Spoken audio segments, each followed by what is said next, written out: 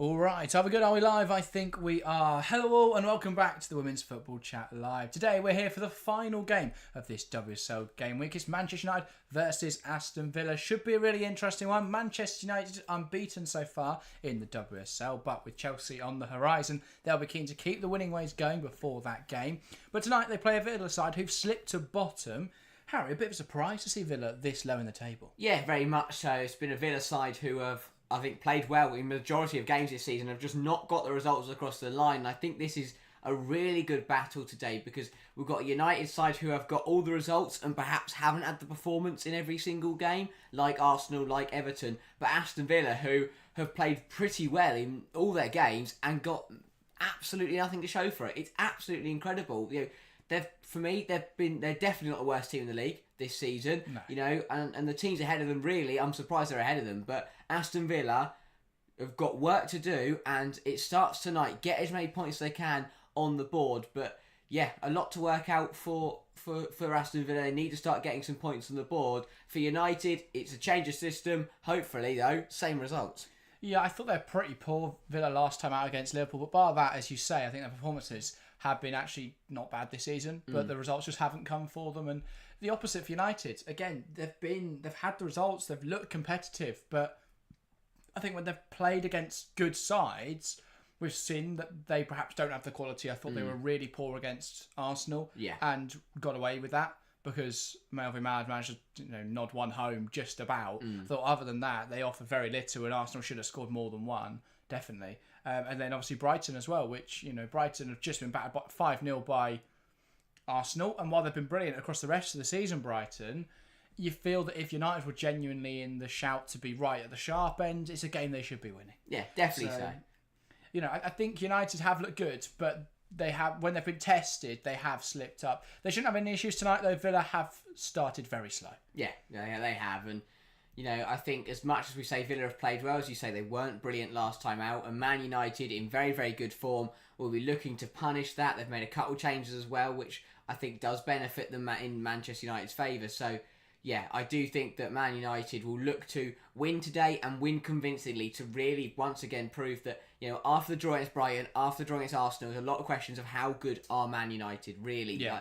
Can they challenge it? A convincing win tonight maybe puts them back out into that conversation that's definitely going to be pushing for Europe and potentially pushing Chelsea and Man City. Yeah, and we will get into the lineups and pre-match analysis, but first we have to thank the absolute legend that is Justin Williams with a $5 US donation. Thank you so much, Justin. Appreciate that massively. Incredibly generous, mate. And appreciate your support as always. Let's have a look then at the lineups for today's game. We are at the Lace Sports Village in Manchester for this game. So let's start then with the home side. We'll start in goal with Fallon Tullis-Joyce. The back four then of Riviere, Laetitia, Turner and George. That's a key return there of Jade Riviere. In the pivot, it looks like it'll be Clinton alongside Janssen, as we said, Clinton in a deeper role. Then Bizet on the right wing, Mallard on the left wing, Toon in attacking midfield, and Turland leading the line. Some big calls in there. What do we make of Clinton in a deeper role? What do we make of Toon starting attack midfield rather than Clinton? Yeah, it's interesting. It is very interesting. I think Skinner has got it mostly right, though. As much as we want to see Clinton further up, Man United have really struggled to get the ball up the pitch, but they've also struggled. And I also think that Noel Soond has really struggled in that midfield. So dropping Clinton makes sense. Clinton's playing well. We know how good Clinton is at ball progressing. And you're taking out a player who hasn't really played. But as you say, it means Ella Toon starts once again. And, it's got to happen really soon for Ella Toon. She has to start performing because if not, you feel Mark Skinner will be in a position where he cannot keep playing with her. Again, a lot of people will question why she starts tonight. But in attacking midfield against a weaker opposition, tonight it has to be the night for Toon. It has to click for Ella Toon. If she can play well tonight, and she just needs a performance to prove that she is still as good as she can be, and that she is still, because we know she's a phenomenal player, she just needs to start to show it. Yeah, I can understand playing Clinton deeper. The only issue I find with that is I think she's been United's best source of goals this season, and at times their only source of goals, so I do worry about that for them this evening. The thing that I could see them doing is, and which I really hope they do, is Laetitia playing as a libero, which means we'll see her push into a double pivot in possession. which I think would aid them so much. Because Laetitia is such a good passer, and if you can get her a little higher up the field, I think that could be so effective. Yeah, very much so. And it would then push Clinton out of that deeper role. Yeah. But then when they are in defence, Laetitia drops back in the centre half and Clinton drops back into the pivot. I think that could work out quite nicely. Yeah, definitely so. And I think the other thing that could work in United's favour as well is the bringing in of Melvine Mallard, scored the equaliser against Arsenal and rewarded with the start tonight. A big night for her. She hasn't played much this season, hasn't started that often, so Skinner's given her the nod tonight. A big opportunity for Melvine Mallard to play well, get a good performance under her belt, and prove that she deserves to start for this Manchester United side, because she is a very good player. If she gets the opportunities, she's got to take them. If she takes her opportunity tonight to prove herself, then Mark Skinner will find himself in a very difficult position, because she will be undroppable. And this might sound crazy, but I think playing an actual winger in left wing might be helpful, rather than just putting Toon there all the time. I think it might be helpful just to put an actual left winger there. Let's have a look then at this Aston Villa side. Now, I don't think it's what Football have it down as, so we're going to try and figure it out. It looks like it's going to be a 4-4-2 for Villa tonight. Football have it as a 3-4-2-1. No. Make of that what you will. But we think it'll be 4-4-2. In goal, it's Sabrine D'Angelo. A back four of Mailing, Parker, Patton and Turner. In the midfield, it'll be Nobbs and Staniforth as the pivot, with one side Grant and on the other Hansen, and a front line of Silva and Nunes and Daly. So quite a strong attack that for Villa. And if it is this 4-4-2, it's a shape that I think will be difficult to break down if they execute it correctly. And the question mark, can they do that tonight? On the topic of Villa, is De Pauw under pressure already? Yes. I'll be completely honest. To be bottom of the league after 6 games has gone backwards. Because last season was considered a really poor season for Aston Villa, and that was them finishing 7th. And they wanted to improve on that. They deemed Carla Ward did not do a good enough job, and they dropped her and they sacked her and they brought in De Pauw. I think Carla Ward left, to be fair, but it was sort of a jump before your push. Exactly. It wasn't good enough for Villa. They brought in De Pauw expecting to play better, and it has got a whole lot worse. It's really hard to judge from a manager's point of view, and especially when you look at it, they have played well, they've set up well. They lost by 1 goal to Manchester City, 1 goal to Chelsea. They've taken the game to some of the best sides in the league. The problem is that means absolutely nothing when you're only on 2 points. And that is something that really needs to be addressed for Aston Villa. They have to start picking results up. The problem is, Man United away isn't really the place to do that. Or maybe it is. Maybe a big result tonight, a shock result tonight, is exactly what they need to kickstart their season. I said earlier on the Liverpool-Chelsea stream that Villa need 1 result to kickstart their season, and from there they will push on. But the problem is, if the result doesn't come soon, they could be in banging trouble. Yeah, I don't think tonight's the place to do it, as you say, but they do have Crystal Palace next weekend, which could be an opportunity to do it. Then obviously we're into internationals, and in December they play Arsenal, which is not a nice one, but they do have West Ham. Yeah. So it's a bit of I think Villa have been unlucky with how the fixtures have panned out, because they can't really get any momentum going. They've got Crystal Palace and then an international break and Arsenal. They've got West Ham and they play Everton their next game, but there's a whole winter break in between those 2 fixtures. So I do think they are somewhat unfortunate in how that's panned out. But equally, everyone plays the same 11 clubs twice across the season. They've got to be getting more points than they are at the moment. Yeah, they definitely have to. And when you consider I know this is a bit of a difficult one, but they led at Manchester City, lost the game. They led 2-0 at Tottenham, lost the game. So they drew the game. They're dropping way too many points from these winning positions. They have to sort it out, because they will not keep getting away with it. And I do think that it has to be said, because again, the fact they're dropping points from winning positions proves they are playing well. Then for some reason they're just dropping the ball and not winning the game, and they need to sort that out. But as you said, we've said tonight's not the place to do it, but tonight is the place to build momentum. That has to be the key. The key has to be now, they only lost by 1 goal to Chelsea, only 1 goal by City. Do the same tonight. They only lose by 1 goal. That is not a bad performance at all. I think the issue tonight is that any loss for Villa now means they will be rooted to the bottom of the table. And I think that the significance, the symbolism behind that is so significant, because they are then bottom of the table. Yeah. I think at the moment, based on form, it'd be hard to argue that Crystal Palace wouldn't beat them. And so you start to then wonder, how long until they aren't bottom of the table? they are in a really difficult situation now. And you know, big point for Everton today. Huge win for West Ham today. This was a huge weekend because Everton scored their first goal, which is incredible. Still a West Ham player. Yeah, and they got their point. As you say, West Ham with a massive win at home to Leicester. Again, yes, it was a very depleted Leicester side, but West Ham still won that game, and that is absolutely huge. But yeah, I think that for Villa, teams around them have picked up points this weekend. We don't expect them to pick up points here, and if they don't pick up points, they could be in trouble. Yeah, they're in a tough spot now, Aston Villa. So let's see how they get on tonight. Let's get in some predictions then for this game. If you're watching along in the live chat, do get involved. Give us your thoughts and your predictions heading into this one. But we'll start here in the studio. We'll start, of course, with you, Harry. What is your prediction for today's game? We did already have one, by the way, from Justin Williams, who went 4-1 in his super chat message. So I'll read that one out. If you are getting involved, we will read them out.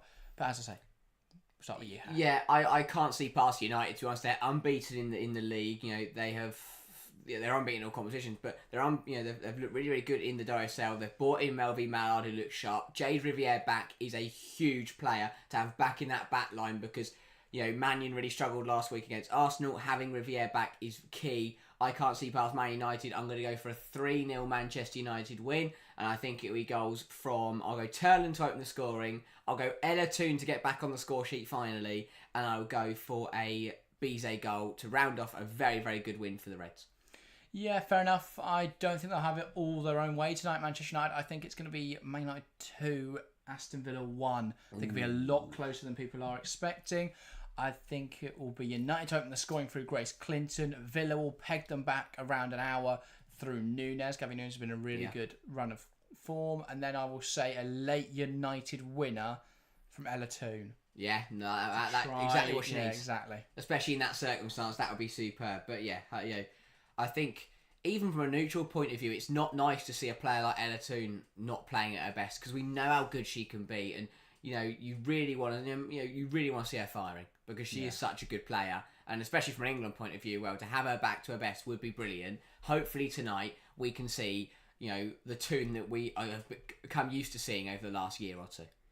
Yeah, I think United desperately need to see that player return. They need someone to act as the talisman, the leader, that figure that they can rely on in games where they aren't perhaps the better side. And Toon's one of those players where if Toon's playing well, suddenly Turland's playing better and Clinton will play better and Bizet will play better because Toon has that effect on players. When Toon's playing well, like we saw Manchester United 2 years ago, Russo would fire and Paris would fire, and that is what United need. If Toon can get firing, she just boosts the whole front line, and then suddenly you score more goals, you win more games. It's as simple as that. So I think Ella Toon coming back to form could be key. Hopefully she can get on the score sheet tonight for United's sake, really.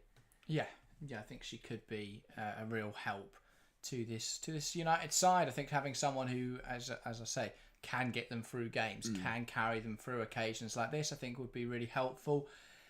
I think that perhaps a different manager, someone who will believe in her a bit, would be very helpful. And whether that's at United or somewhere else, it depends. I think, though, she will outlast Skinner at United. And for me, that is just... I can't see Skinner being there that much longer. I don't see them selling Toon yet, though. So. Yeah, no, that's fair. I do think that... I mean, the problem is, everyone will say what they want about Mark Skinner, but they are unbeaten this season. You can't fault him on that. Well, yes, that's the really difficult thing with United, isn't it? Because I don't think their performance level has been that high, and I think they will lose their unbeaten streak in 2 weeks' time, but if not sooner. But I think that, as you say, they are still there. Last season they won the FA Cup. They were second in the league. And this thing... He may not be the most likeable guy, but the results have been there fairly consistently. If they win tonight and don't lose to Chelsea, then I think that's be a serious conversation about what can United do this season. They won the FA Cup last year. If they're beating Brighton, maybe I would be entertaining that conversation. If they hadn't been played off the park by Arsenal, I might be entertaining that conversation. But in both those occasions, I think they showed they're nowhere near the level Chelsea of result will be huge. If they lose to Chelsea, then obviously, that's fair. If they get a result at Chelsea, then then that'll be interesting. But they play Chelsea and Liverpool before Christmas. They don't have to play City until the new year, which I think is quite fortunate because when you consider that that's 3 of the top 6 they've not played yet. I think that they could, for me, they could easily drop points at Liverpool, lose to Chelsea, and that's another They could. 5-6 points that they're going to lose off the top. Yeah, I think the United-Chelsea result could actually come down to the City-Chelsea result. If Chelsea go into that United game after losing to City, United will fancy themselves. Or Chelsea will be out for blood.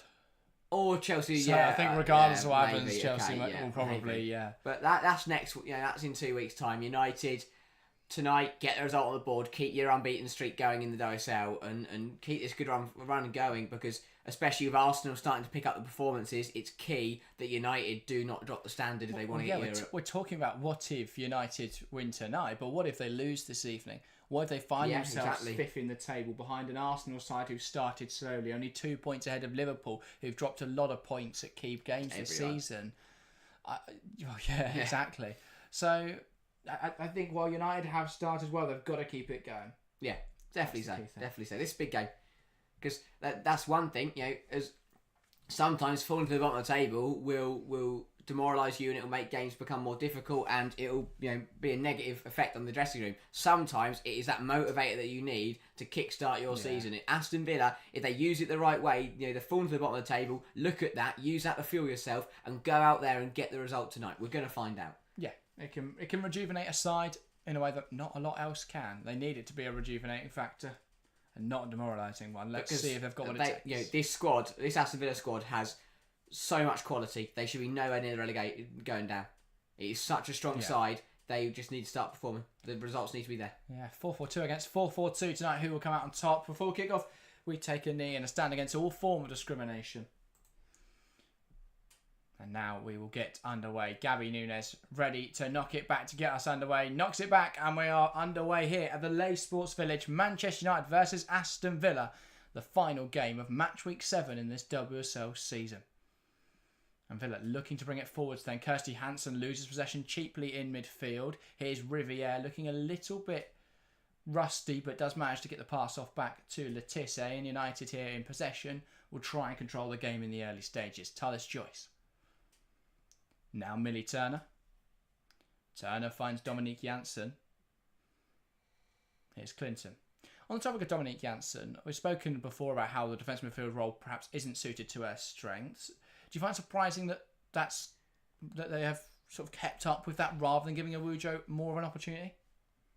Yes and no. I understand why you don't want to throw Awujo in there, but because is this not the kind of game to do it? Potentially so, and I think Mark Skinner, perhaps his stubbornness has let him down. I mean, it's taken this long. It's not like yeah, I know, but it's taken him this long to drop Clinton deeper, to get that ball progression and play Toon in an actual position and play a winger rather than putting an attack midfielder out there. It's taken that in 7 game weeks to realise that. So we'll give him a Riviere, that's a long throw, and it's something for Turner to compete for here. Up against Parker, she tries to cross it and it's not successful. And now Villa will play out Staniforth, Turner, and trying to wriggle past Riviere is Hansen. Brilliant defending though from Jade Riviere, out for a throw. Villa will look to bring it forward. Antonio asks, where's the match streaming? If you're in the UK, it is on Sky Sports. If you're outside the UK, it's whatever your TV broadcaster is. This game is a TV broadcast pick. I think it's the other player this game is key for, I think, is Elizabeth Turland. We looked really sharp in the Tottenham game a couple of weeks back. But apart from that, we haven't really seen the goal-scoring prowess that we kind of got used to seeing from Turland last season. It doesn't feel it's as instinctual as it used to be at the moment. At Brighton last season, it was very much Turland shoots, Turland scores. Yeah. And it just hasn't felt like that at Man United. And I mean, well, to be fair, it sort of has. They're just not giving her many chances. Oh my! What's Tallis Joyce doing? Mess from Tallis Joyce should be capitalised on, but they get away with it. Villa will try and pick up the scraps here. Daly, Staniforth, and they can't make it work. And United get away with it. Gabby Nunes put Tallis Joyce under pressure, and she almost cracked, or she did crack. Villa should have scored, and United will be counting their blessings after that one. How is that really not in? Should be 1-0 Villa. How is that not in the goal? Tallis Joyce messing around her own goal line. And Gabby Nunes should just take it off her and poke it in. Well, the problem is Tallis Joyce recovers to save it. The problem is there. Turner's come incredibly narrow. And this is great pressure because Gabby Nunes means that pass can't go to Letizia. And because Turner's come narrow, there is no wide option for Tallis Joyce. I think Tallis Joyce has done well to recover that. Sold so short by defence there. Yeah. No idea what she's supposed to do with that pass. I mean, she's gotten away with it. United have gotten away with it, but they've just created that all by themselves. Yeah. Wow. Great pressure from Nunes, admittedly, but United have been, put under so much pressure by something so small. And again, another poor pass from Turner. But United have got to be careful. Villa are up for this. And this is what I meant at the start. They would have seen, before they came out tonight, that they have fallen to the bottom of the WSL table. And that will fire them up. And they've started very fast. Very, very fast. Yeah, it's the fewest points Villa have claimed in a WSL season in their history. After 6 matches, only 2 points. Yeah. It's what sees them rooted to the bottom of the table. It's not good reading, but I think with De Pauw, it is patience. Clearly, he's a good tactician, and he got it right against Chelsea, and since then, and City to be fair for 45 minutes, and then they went too defensive. Here's Kirsty Hansen breaking into the box now. Ball goes in, but it's blocked by Letitia. Villa corner. Yeah, but yeah. They've started well here. They have started very well, and they'll look to keep this up because they're putting United under a lot of pressure. And United have been good defensively this season. However, when they have been put under a lot of pressure, like Brighton did, like Arsenal did, the opposition found the back of the net. So Arsenal really should have scored more. Yeah. Chance now for Villa from this corner. Goes in towards Gabby Nunes at the front post. Is then cleared away by Riviere. Bizet goes and picks it up, looking to counter. Is forced backwards though to Riviere, and I'm not sure what Riviere intended to do with that one, but it didn't work out. That'll be an Aston Villa throw-in. Again, bit rusty. Yeah. And that's expected with Jade Riviere because she's been thrust straight back into action here.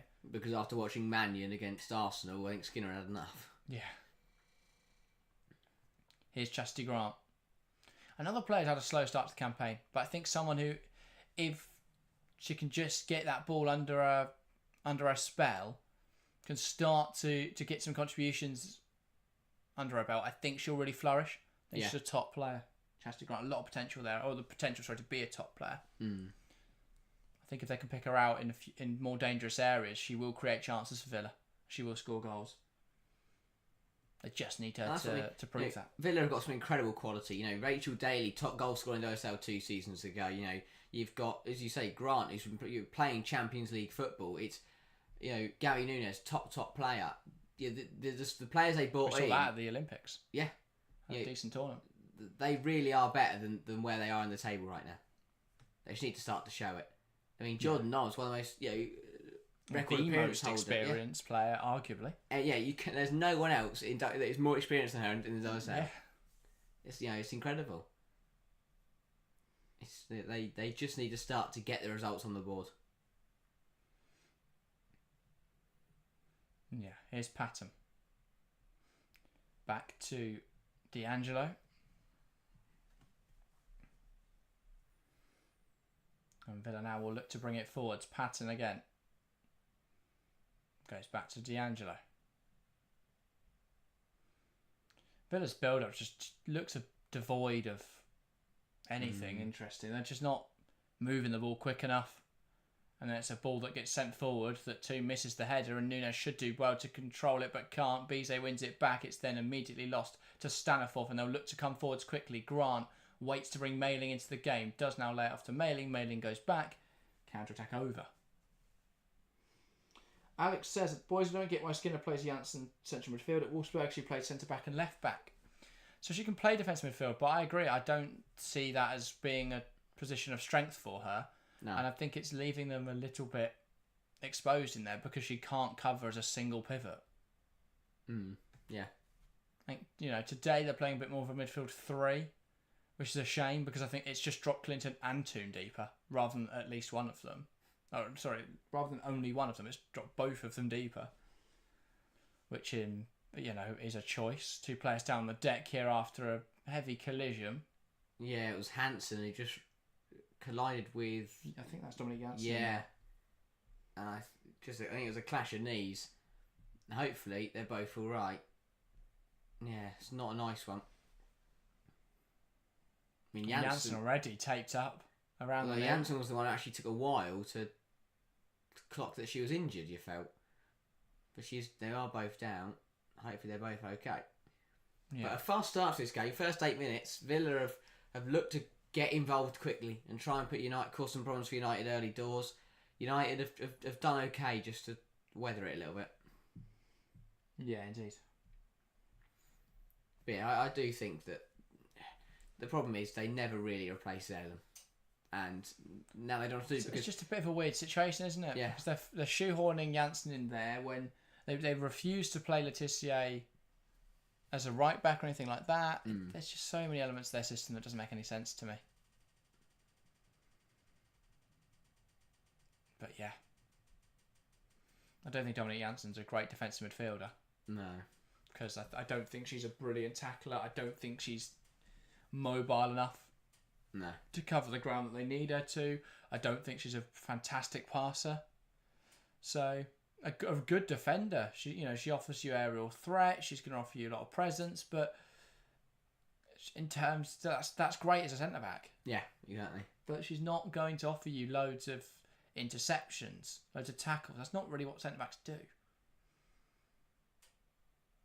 I think the position of defensive midfielder is more akin to that of a left back or a full back. Sorry, not just a left back, could be a right back as well.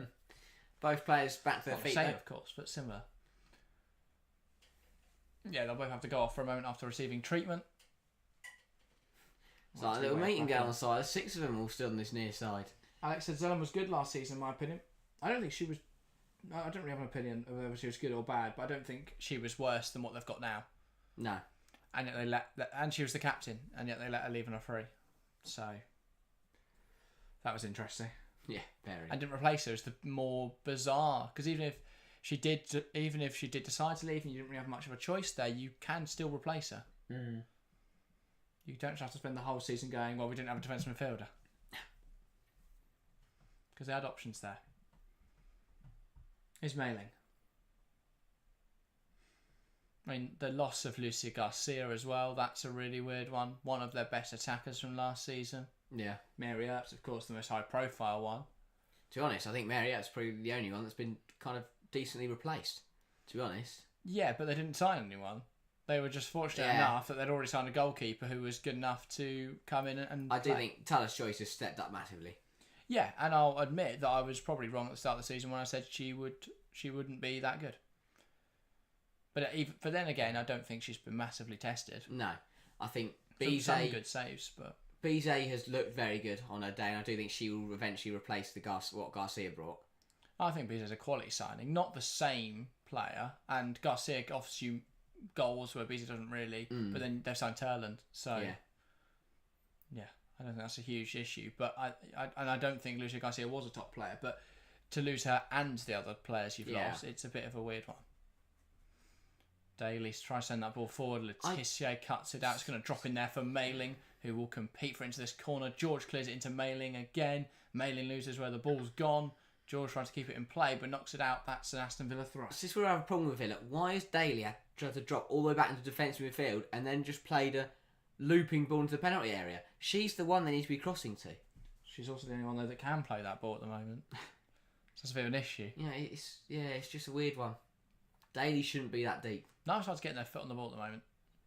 No, I mean Villa has 60% of the Villa's ball. in possession football is scrappy, and United's is non-existent. So we should be in for a good one. D'Angelo.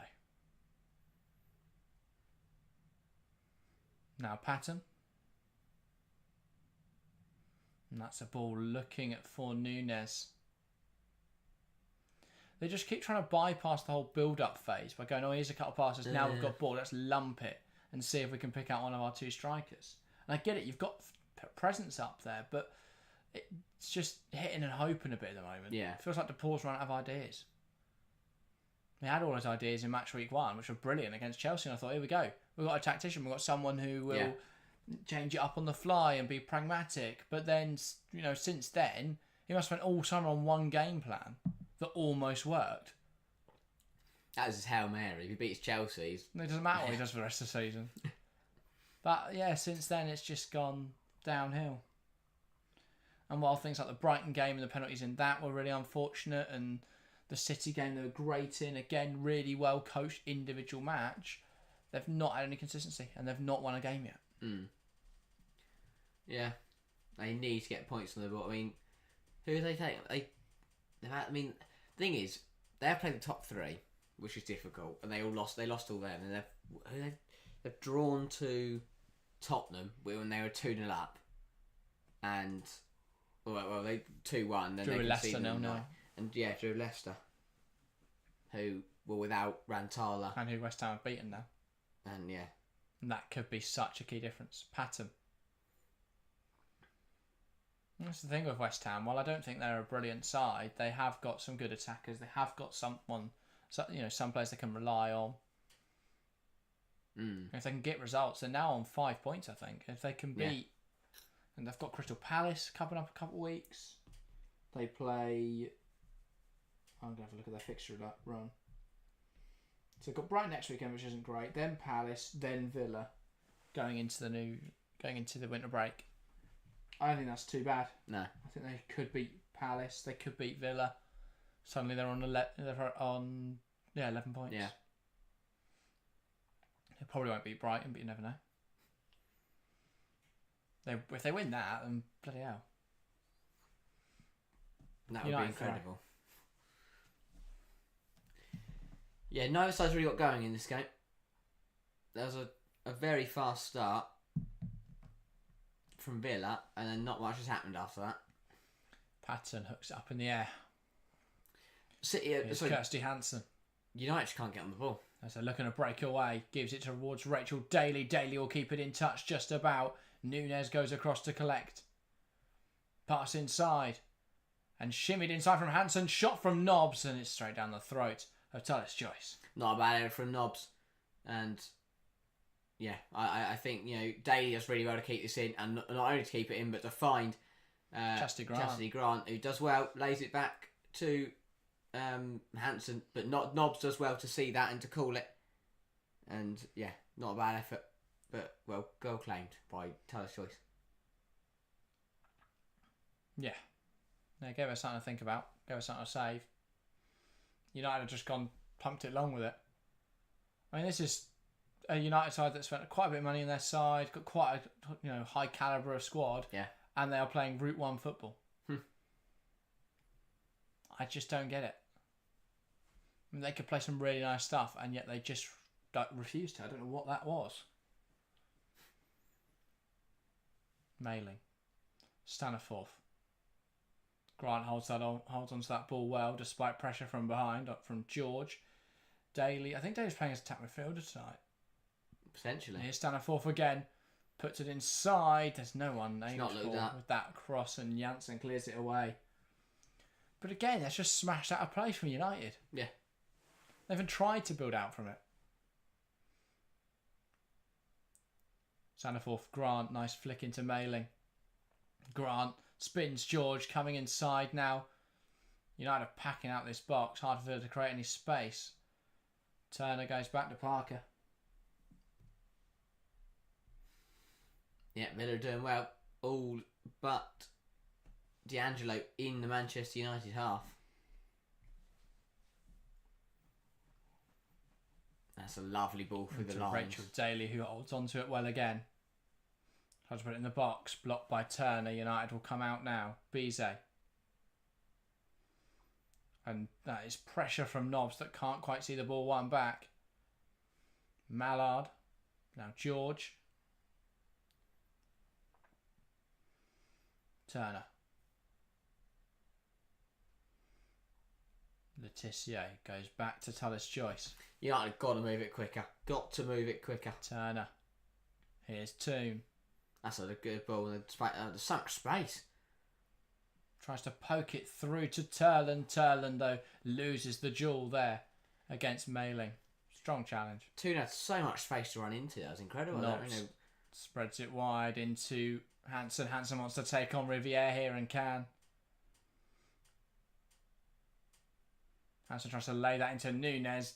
Letitia under pressure puts it out of play. Villa are giving this a good go so far. Just got to keep it up, really. Definitely. Started the better side. And again, they are just moving the ball quicker than Man United at the moment.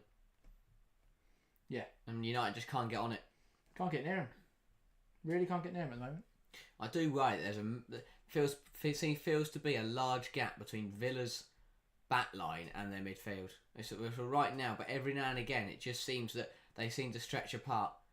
The pivot and the centre halves especially. It's a long ball looking for a Daly, but that is over her and will run through Taylor's Choice. But yeah, then Taylor's Choice sits on it and Villa just then get into their shape. It's so slow. Yeah. I don't get why United are slowing it down. I don't get what they're trying to achieve by slowing it down. The thing is, by not pressing them, Villa are allowing them to do it because they know they're not going to get anything from it. Yeah. Like Gabby Nunes, they could put her under pressure. Taylor's Choice will be forced to kick it long like she is anyway, and then they will lose the ball. Or Nunes runs away and leaves someone else free, and then they can actually play. Exactly. Just stand We're there not and pressing them. Let them kick it off. Here's Bize. Turner stands her up well, stops the cross, falls back to Bize. Bize goes to Clinton, who'll put that on the keeper, but D'Angelo has no issues claiming that one. Yeah, half shot, half cross that from Clinton. Didn't get anything behind it. Yeah, just more of a lifted ball Yeah. towards the goal. Yeah. Catch and I feel practice. like there's much intent to score from it. No. Yeah, United just have not got going. They're not the races so far. And we're 20 minutes in. Yeah.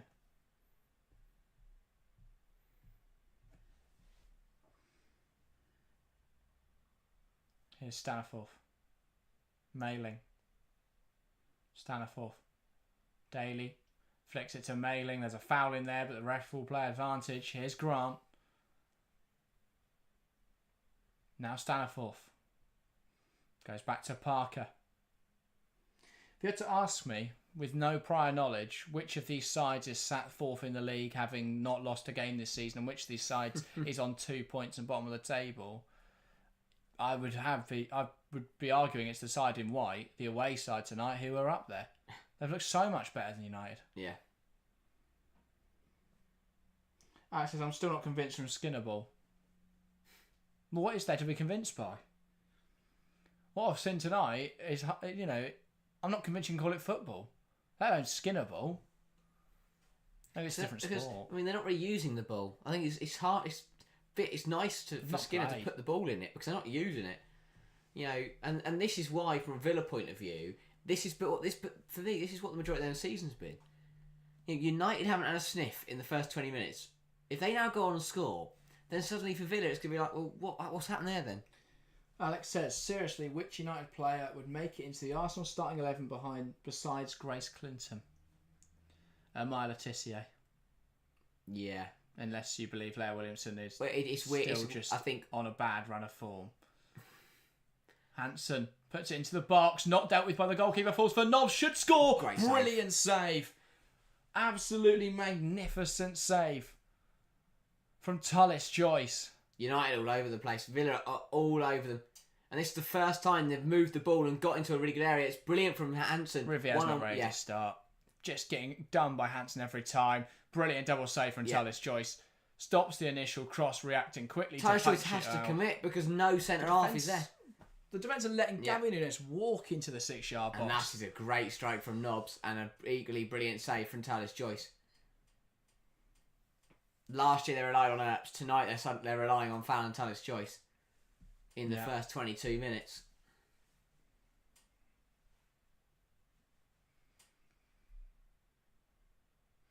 Ball in towards the near post, and that's flicked towards goal. And it will be another corner count for United player in the end there. I think it was George preventing the shot from Nunes. Yeah, United are feeling it. And Villa have really played well. They've looked really sharp. They don't look like a side who are currently bottom of the league. And again, the train of Patton, Daly, Turner and Nunes is around the penalty spot. How many times this ball good? Here we go. Now it's in the box. Ball put into the 6-yard box. They just can't quite head it goalwards. Turner knocks it back to Nobbs. Nobbs, Turner. Inside to Staniforth. Nice feint with the body. Gets it to Hansen. He's competing with Riviere. Both on the wrong side here. That's out for a Villa throw. Hansen. Mailing. Hansen. Down the line into Grant. Grant does well. Puts it into the box. No, not near a Villa player though. And it's hooked away by Manchester United. It was Turner who headed it around the edge of the area. United still hadn't got out from the corner. Yeah. Still haven't now, to be fair. It's D'Angelo who will just slow this down, let everyone get back into position. And now they can go long with it. Letitia wins the header, but it falls down in there for Nunes. Daly holds on to it well. Nobbs comes and collects. Through the legs of Toon into the path of Turner. Back to Nobbs. Jordan Nobbs having a hell of a game. Yeah, brilliant. Ball forward. Grant holds on to it well. Nice turn. Riviere gets in her way though. So it looks like at least momentarily they've swapped Hansen and Grant here, Villa. Yeah. Perhaps hoping Grant will give Riviere just as hard a time as Hansen has. Potentially. Toon. Ball down the line. Bizet. Can come inside now. Ball flicked wide by Clinton. Toon unable to get there. That will be out for a goal kick. Yeah, United just rushing it. And Villa have got them exactly where they want them. 25 minutes played and a really, really good start from Aston Villa. They've got to keep this up though. They need a goal to show for it. United without a shot so far. One touch in opposition box. Wow. 31% possession. They've been absolutely dominated by Villa here. Mallard loses that battle, but it does spill out to Janssen. Bizet. Janssen making the run beyond. Bizet gives it to Riviere, who overlaps effectively. Ball into the box. Stopped by Villa. Will fall for Mallard. Tries to get it under control. Just about managed it the second time of asking. Cuts inside here. Mallard pass into the centre is dealt with. And now Nunes. That's a poor giveaway of possession. United can keep the pressure on here. Bizet. They've got Bizet on the ball and the game's changed suddenly. Ball swung into the box. Mallard heads towards goal, wide of the mark. First shot for United though. Yeah, and as you say, Bizet's got on the ball and Bizet's making the difference.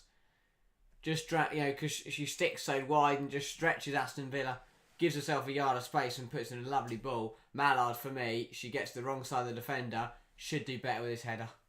Should do better. Kind of runs onto it, to be honest. Doesn't really flick the ball goalwards at all. Alex in chat asked, do you know if Neve Charles back for the City game? I would very much doubt it. Even if she's technically fit, she won't be match sharp because she hasn't played in ages. So I don't think we'll see her until after the internationals. Here come United. Melvin Mallard. Clinton takes that in her stride. Has to look right here. Does look right and uses Chelin Bizet.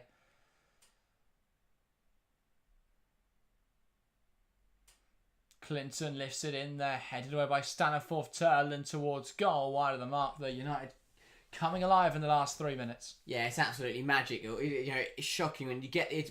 And for United, when you get the attacking players on the ball, they start to make magic happen. The problem is they just don't do that often enough. And here, the whole move started with Mallard getting on the ball. It was a lovely turn to beat Grant and just burst into the space behind her. And overall, the header from Turland that wasn't really troubling the goalkeeper. Better from United. When they get the attacking players on the ball, they cause issues. The problem is they don't get those players on the ball enough. But as you say, last cut on win, it's really sharp from the home side. Oh yeah, Clinton's looked good. Bizet's looked good. They're trying to find Turland and Mallard in the box. Other than that, rest of the United side hasn't done an awful lot. Mm.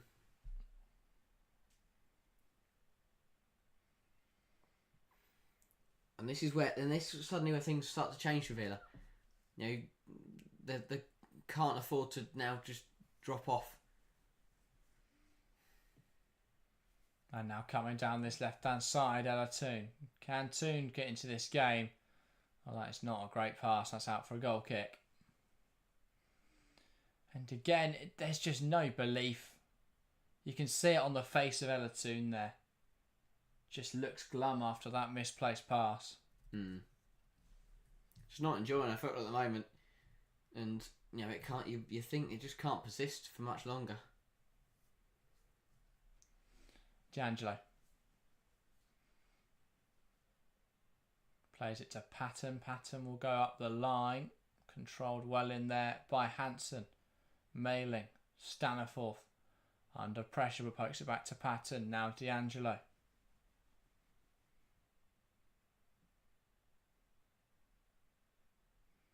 Patton. That's headed out of play by George. And Villa will wait and bring Mailing forwards. Now, well, Skinner's gone back to the notebook. Traditional. I mean, it looks, I don't know what he's got. Completely blank. Maybe it's one of those ones you have to shine a light on it so people won't be able to read the notes. He's got a magic pen so no one steals his notebook. Alex says Tooney doesn't look great so far. I haven't seen many United games. As someone's watching a lot of United this year, Tooney's not looked very good. Well, to be fair, I've watched every WSL side a lot. That is true. But I think it's the only side we haven't streamed yet. I want to say West Ham's the only one. Yeah. Because I've watched both Everton and Palace play Chelsea. Watch Tottenham, Villa, this is the third Villa stream we've done. Yeah, only two. We haven't done. Every time I've watched Villa this season, I've been impressed. Yeah. But then equally, looking back at the Leicester highlights, they didn't look good. But yeah, we've watched them play Chelsea where they probably should have won or at least got a point. Watched them play City where they deserve more, but ultimately City are Man City. And tonight, they've been all over United. Over United. But this is by far the most convincing performance. Against Chelsea, they were just really good in the attacking third because they kept catching Lucy Bronze out of position. Tonight, though, it's been a whole different kettle of fish. They've looked a much stronger side. Yeah. Bizet throws it into Clinton. Clinton back to Bizet. Bizet pass to Janssen, and now they can look to make this pitch wide. Manchester United, tactical foul from Jordan Nobbs. Not be surprised if she avoids going to the referee's book. I think this might... That's Rachel Daly, not I think Hansen's likely to avoid the yellow for kicking the ball away. Though to be fair, I think she actually kicks it back to where the free kick was. Maybe. Yeah, yellow for Daly. But yeah, Villa, you feel the tides are starting to turn United's favour in the last 5 minutes. Yeah, as we're talking about Tooney, I feel like there's a much longer video in there somewhere. Saw a video the other day on what makes Toon great. I didn't agree with much said. I thought it was an interesting watch. I just didn't agree with it. But yeah. Fair enough. Here's Parker. D'Angelo. So yeah, maybe we'll talk about Toon in a future video. I want to do more positive videos, though. And we've already made 2 Ella Toon videos since we started the channel. That was only 12 months ago. I feel like 3 is a little excessive. Just looks targeted at that point. Well, exactly. That's the problem. But it isn't. I think there is a good player in there somewhere. She's just not. It's just not working. No. That's a lovely ball. Hansen and George will try and get there. George brings her down. Was that going to give us a free kick? No, I think she got it right. Oh, no, she didn't get it right. I was going to say. Yeah. Yellow for George. Just the lack of anything from the lino. Yeah.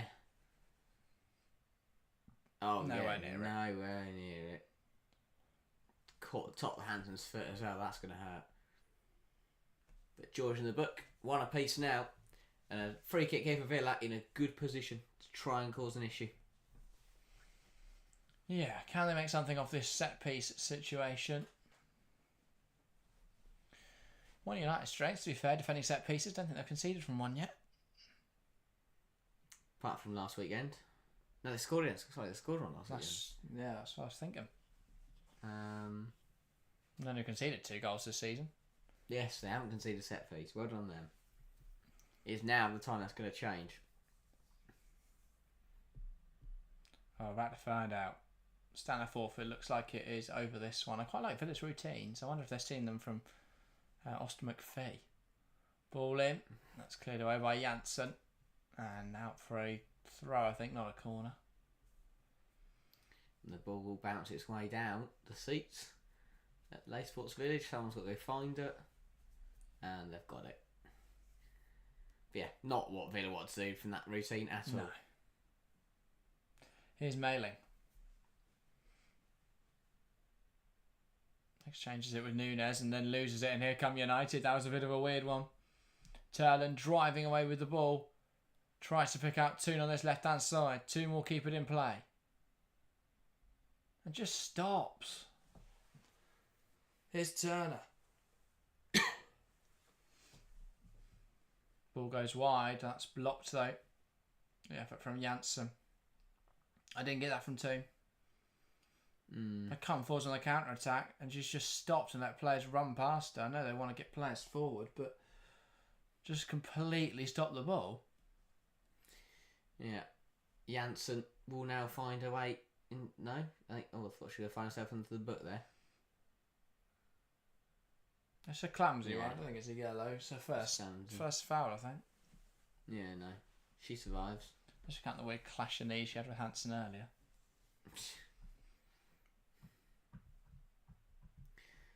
Yeah, D'Angelo. An interesting start to this game. Has to be said.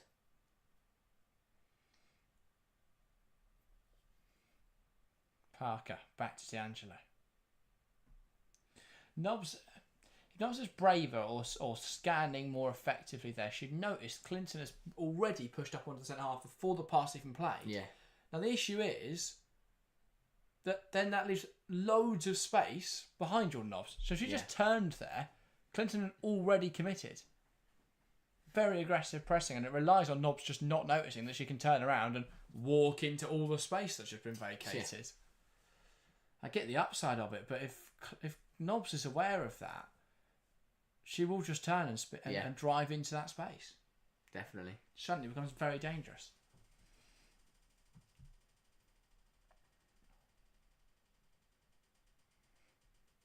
Nice dummy from Mailing there to take the ball in her stride. That's conceded cheaply by Villa. Clinton, Mallard.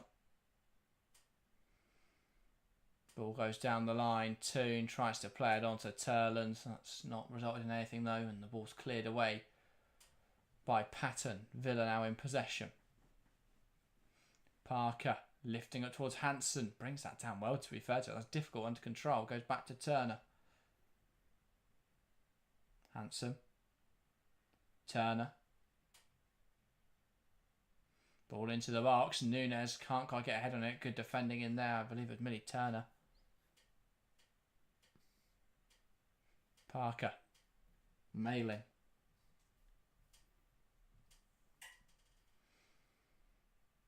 Here is Patton. Parker.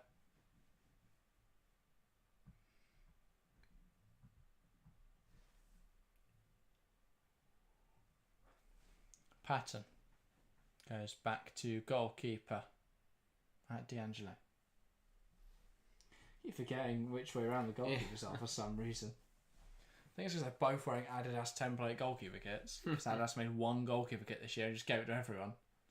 Yeah. There's slightly different shades on it. I know the United one's purple, but it's the same template. Yeah. Letitia. Here is Turner into George. George goes down the line. Mallard. And that is one back in there by Mailing. Mallard, hands all over her there. Mailing keeps going. And she's lost the ball. There's out for a throw. And she's complaining. That should have been a foul. It looked like one to me. Just kept getting pulled back. I think it's also more the fact that it was also a United throw. It did come off Mailing, to be fair. Yeah. She spun, it came off her. Ooh. Grants one out the pitch. Poor from Turner. Chance for Villa. Nunes flicks it. Goals. Just can't drive enough power through it. It's not a bad effort, but from that sort of angle, you're not going to drive enough through that. No, the problem is, her only option in that position was to backheel it or to flick it. And that's poor, given away in there by Toon. Shot from range, wide of the mark. Panicked there, Jordan Nobbs, I think, or just her eyes lit up at the chance to shoot. Nobbs having a great time in front of goal. Or getting shots away tonight. What is going on here twice? First time lets it run under her foot. Grant puts it in there, and Nunes almost needs to let it run to Hansen. Yeah, the problem is the ball's behind Nunes. Yeah, it's just flick it. Not a very effective flick. No. Hansen needs to be absolutely screaming for that. She's in a good position to finish that off if it goes through. I don't think Letitia would have got back in. And then we didn't really get a replay there of Toon gifting possession away. That's another poor touch for Ella Toon. Staniforth to Patton. Now back to D'Angelo.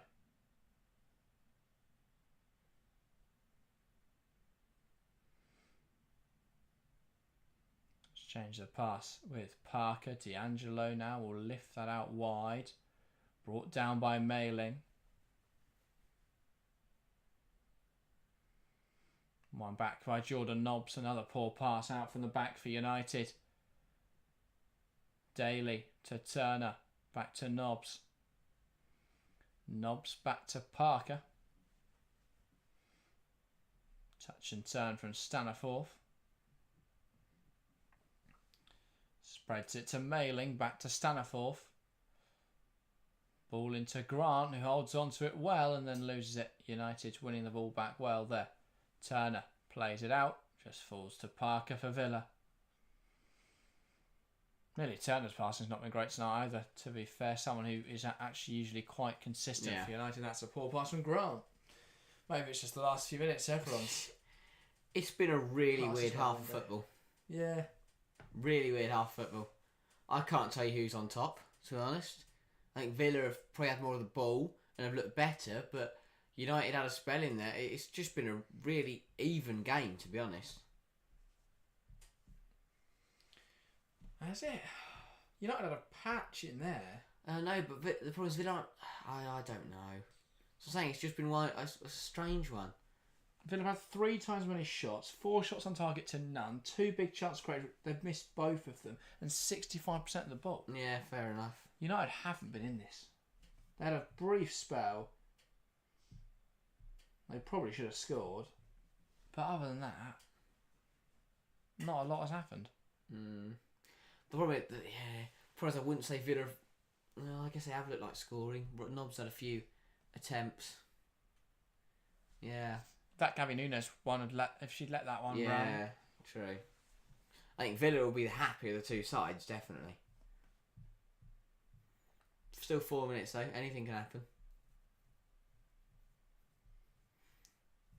That's a foul in there on Riviere. I think Riviere has struggled to get back, but that's expected. She's been forced back. She's probably not fully match fit. She struggled against Hansen. She has, but I think Mannion would have struggled even more. Yeah, probably after watching her last weekend against Arsenal. And again, it just it was like questions. Why not play Letitia out there? Bring Janssen into the back line. Yeah. By a defence midfielder. Janssen lifts that in behind. And D'Angelo will come out and collect.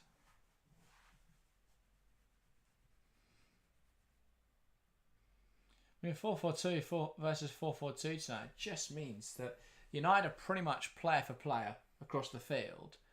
And so if they lose their individual battles, which they are losing so often, there's space. And a chance now for Villa. Grant up against George. Takes it past a chance at Chastity Grant. Brilliant defending. Brilliant recovery from Gabriella George. But that's got to go in. Villa have got to make more of that chance. 2-on-2. Break into the final third. It's so good here to get flicked on by Gabri Nunes. And they just can't quite make it work. They've got to work together. But working together doesn't necessarily mean that Grant has to pass to Hansen. Hansen's got to do something that opens space up for Grant. If Hansen makes that run across, allows Grant to come back on the defenders. Do 2-on-2, got to do better. But good defending from Gabby George. Kirsty Hansen puts that in towards the near post. It's not away from United. That should be another corner out for a goal kick, much to the frustration of the Aston Villa players. Abby Colville, welcome to stream. Asks, where can we stream the match? The live stream for YouTube isn't working. That's because this is a TV broadcast pick, so depending on what country you're in, it'll be on a different TV broadcaster. That's not on YouTube unless you're outside of all TV broadcasters. If you're in the UK, it's Sky Sports. Outside of that, I'm not sure. But it'll be whatever your broadcaster is. So if you're Australia, I think it's Optus, isn't it? Or has it moved? So. The US ESPN, I think, have it now. So yes, whatever your broadcaster is, whatever country you are in. Tyler Joyce sends it forward. Good flick in there from Jordan Nobbs. And of course, if you can't find somebody to watch the game, you're more than welcome to join us. Chastity Grant trying to take on George down that far side. Gets around her.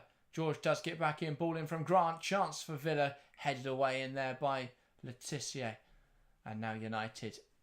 I was going to say play out, but they just clear it away. Ball put into the box. Nunes can't quite get there with the header. Riviere should see that out for a goal kick and does so. But United just look under the cosh. Yeah, they are. They really are. But they are still level.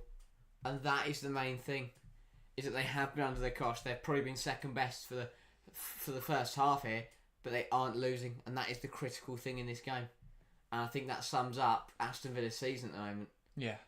Charlotte's Choice sends that long. And a win in there from Patton. Clinton will carry this ball forwards. If it wasn't for Grace Clinton, United wouldn't have touched the ball this evening. Deadly serious. She's the only player that's not just immediately cleared the football. Actually tried to drive the ball forward, tried to play through balls. Grant holds it up well, tries to give and go with Daly. Gabriel George wins it back, but immediately concedes possession. We've got 2 minutes of additional time. Can Villa use this? Hansen to Nunes, chance for Villa. They just wait too long, too hesitant in there. How has it not gone for Aston Villa in this game? Still time in this first half. Parker. Nobbs looking to create something.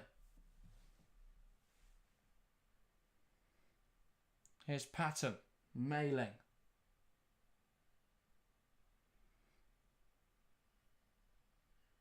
Ball to Grant. Now Mailing.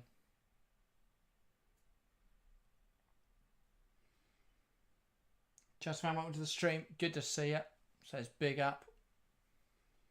Thank you, mate. Here is Parker. Patton. Minute more of additional time. Mailing. Now Staniforth moves it wide into Grant. Staniforth, Grant keeps it in play. Back now to Patton. And across to Parker.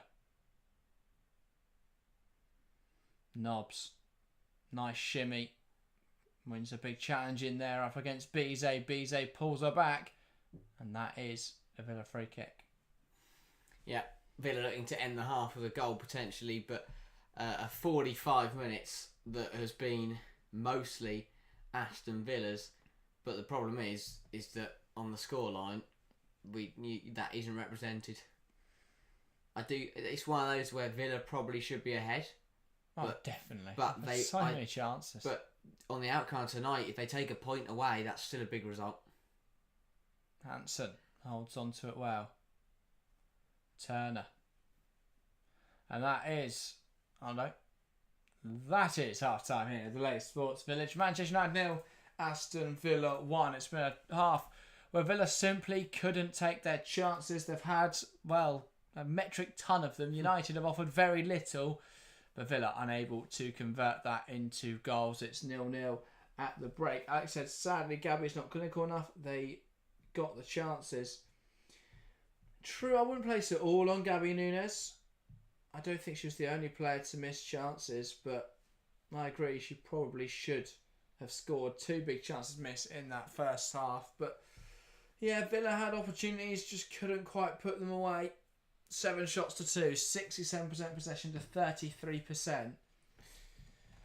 Brilliant from Villa, but the bigger storyline, the bigger narrative is, well, what on earth are Manchester United doing? Yeah, a really tough half from a United point of view, and they're unbeaten this season in a game that you'd expect them to be pretty comfortable in. They've found it very difficult, and once again, they could be in a spot of bother come the end of the game if they keep continuing to play this way. But hats off to Aston Villa. You're bottom of the league. You've had a tough start to the season. You've turned up the latest Village tonight, and you've put on a performance, and they are taking the game to Manchester United. And to be honest, they're the ones in control of this game, and you could argue that they could be leading this. The fact that it is only 0-0 does favour Manchester United.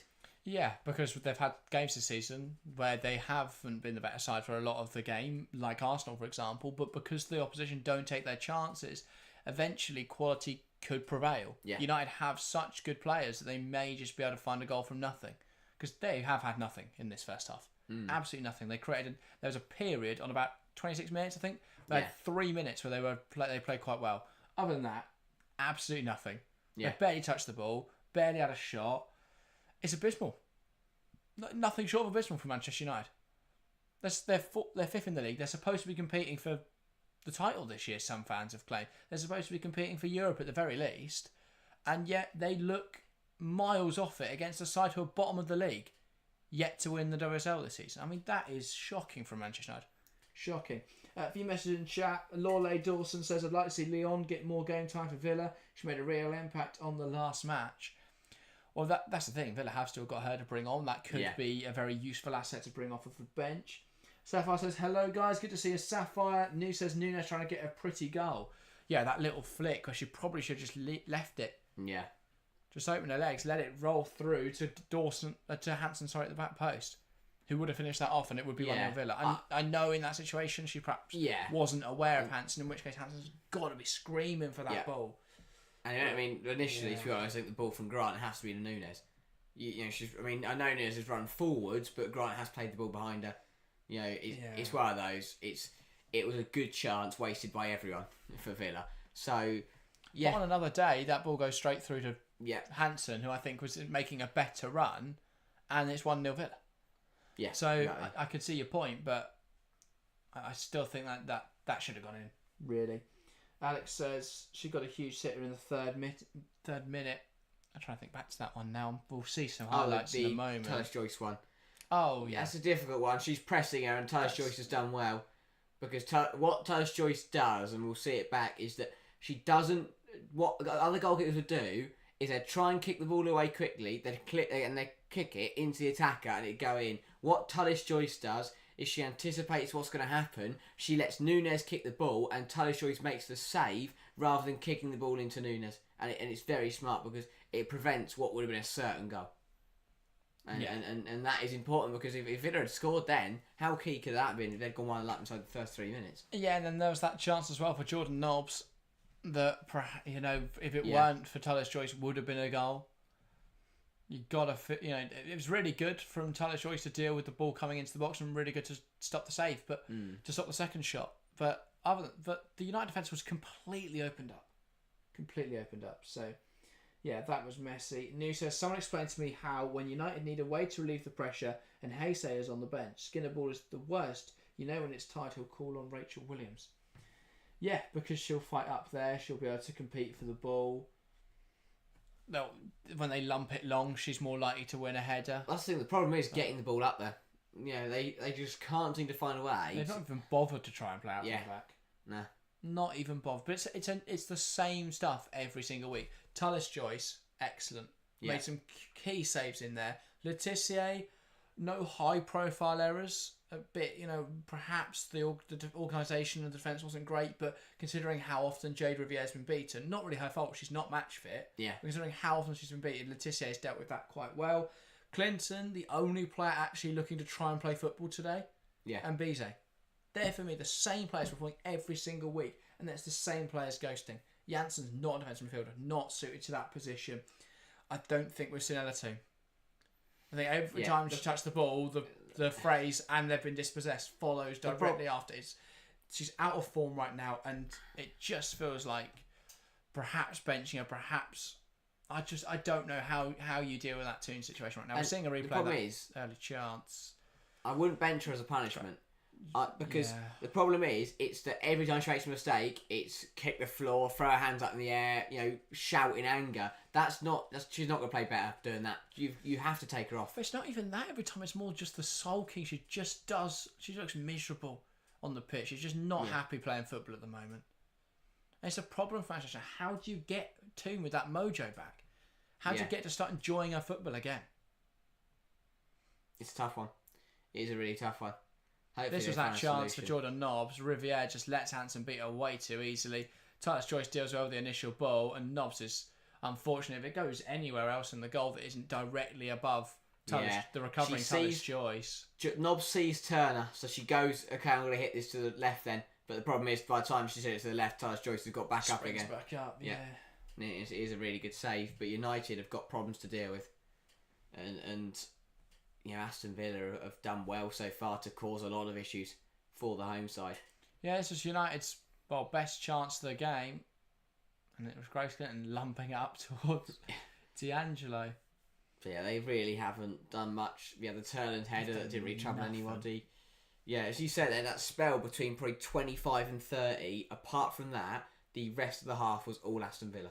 Yeah, I'm not even sure it was that long, like 26 to 28. Yeah, maybe. It's just, not a good half. From a Manchester United point of view, a lot of work to do at half time. Skinner's got to change something. They had that Mallard chance. That was their actual best chance of the half.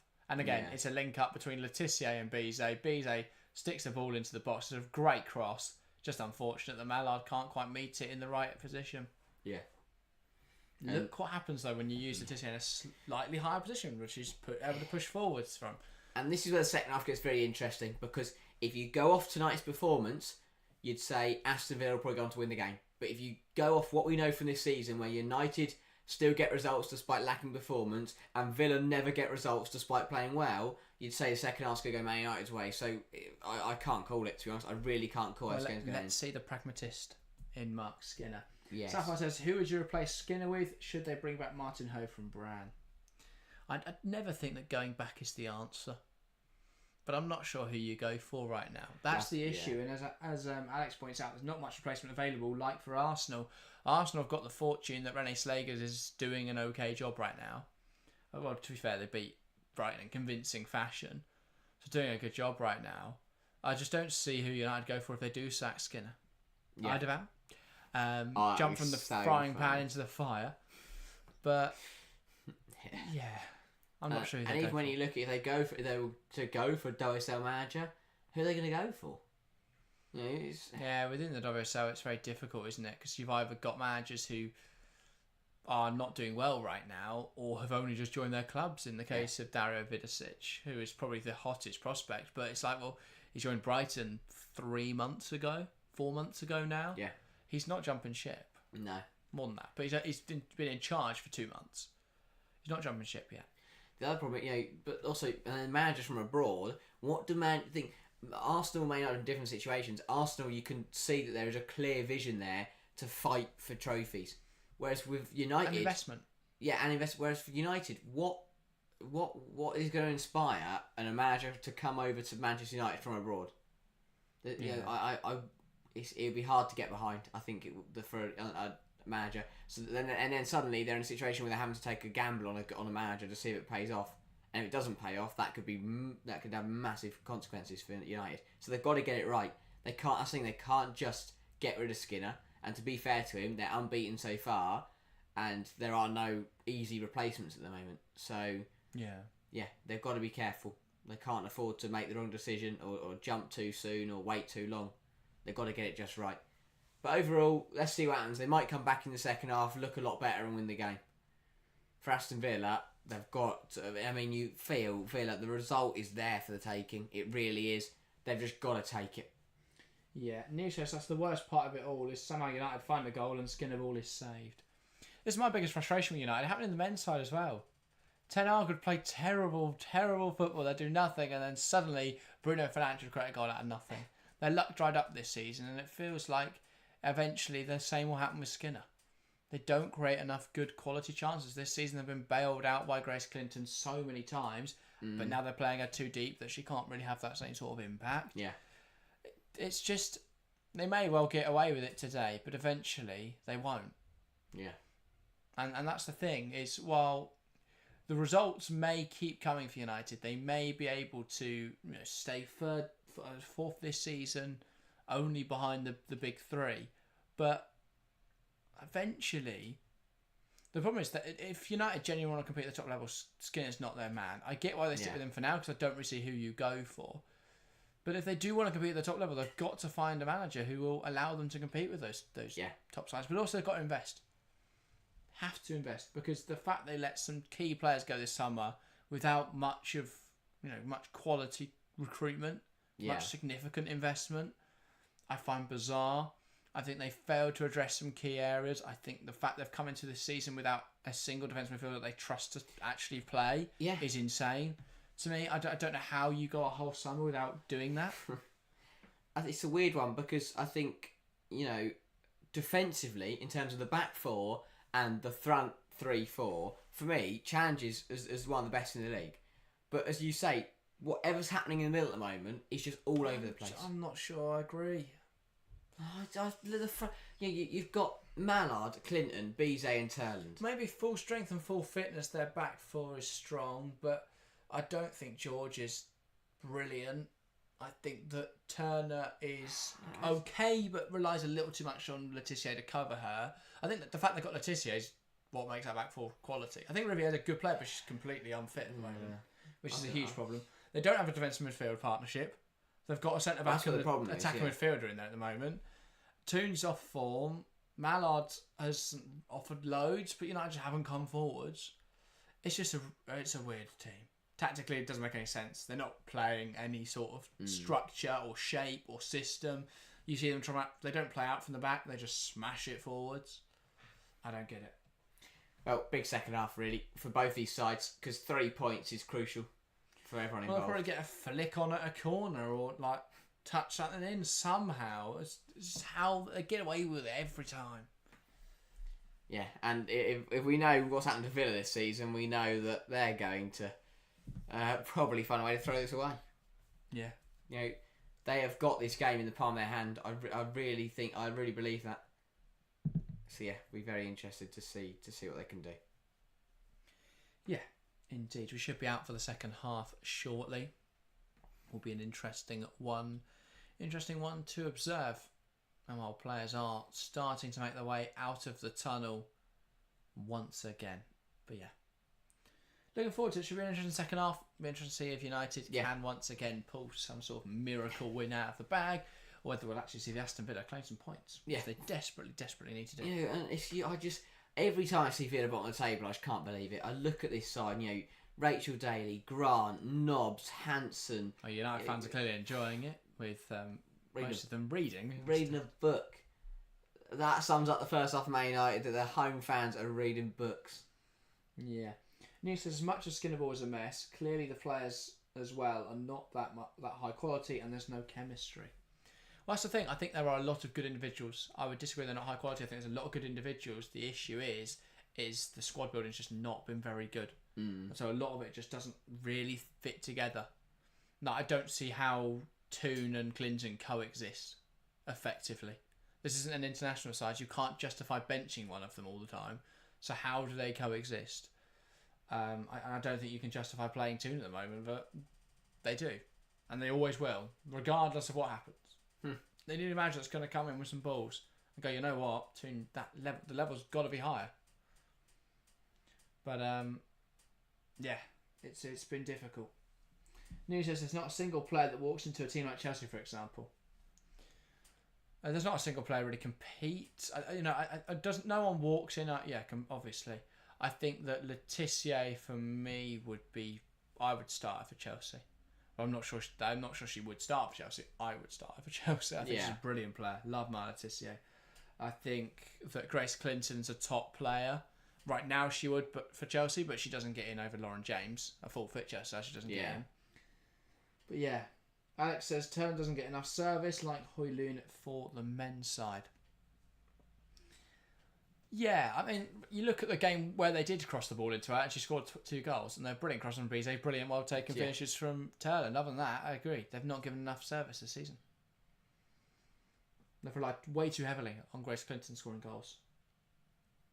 But yeah, I do think it's a worry for United that you don't look at the squad and say, yes, she definitely gets in at one of the top sides, considering they should only be within touching distance of Chelsea, United, Chelsea, City, Arsenal.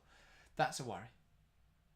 Definitely. Big 45. They've done well so far this season to remain unbeaten. They need to keep that momentum going if they want to be at the top of the table come the end of the season. Yeah. Because, and as you say, if they lose tonight, they finish 5th, and yes, they've got a game in hand, but that game in hand to Chelsea, which is probably the worst game in hand they could have. So that will be United to get us back underway. Yeah, it's Ella Toon from the middle.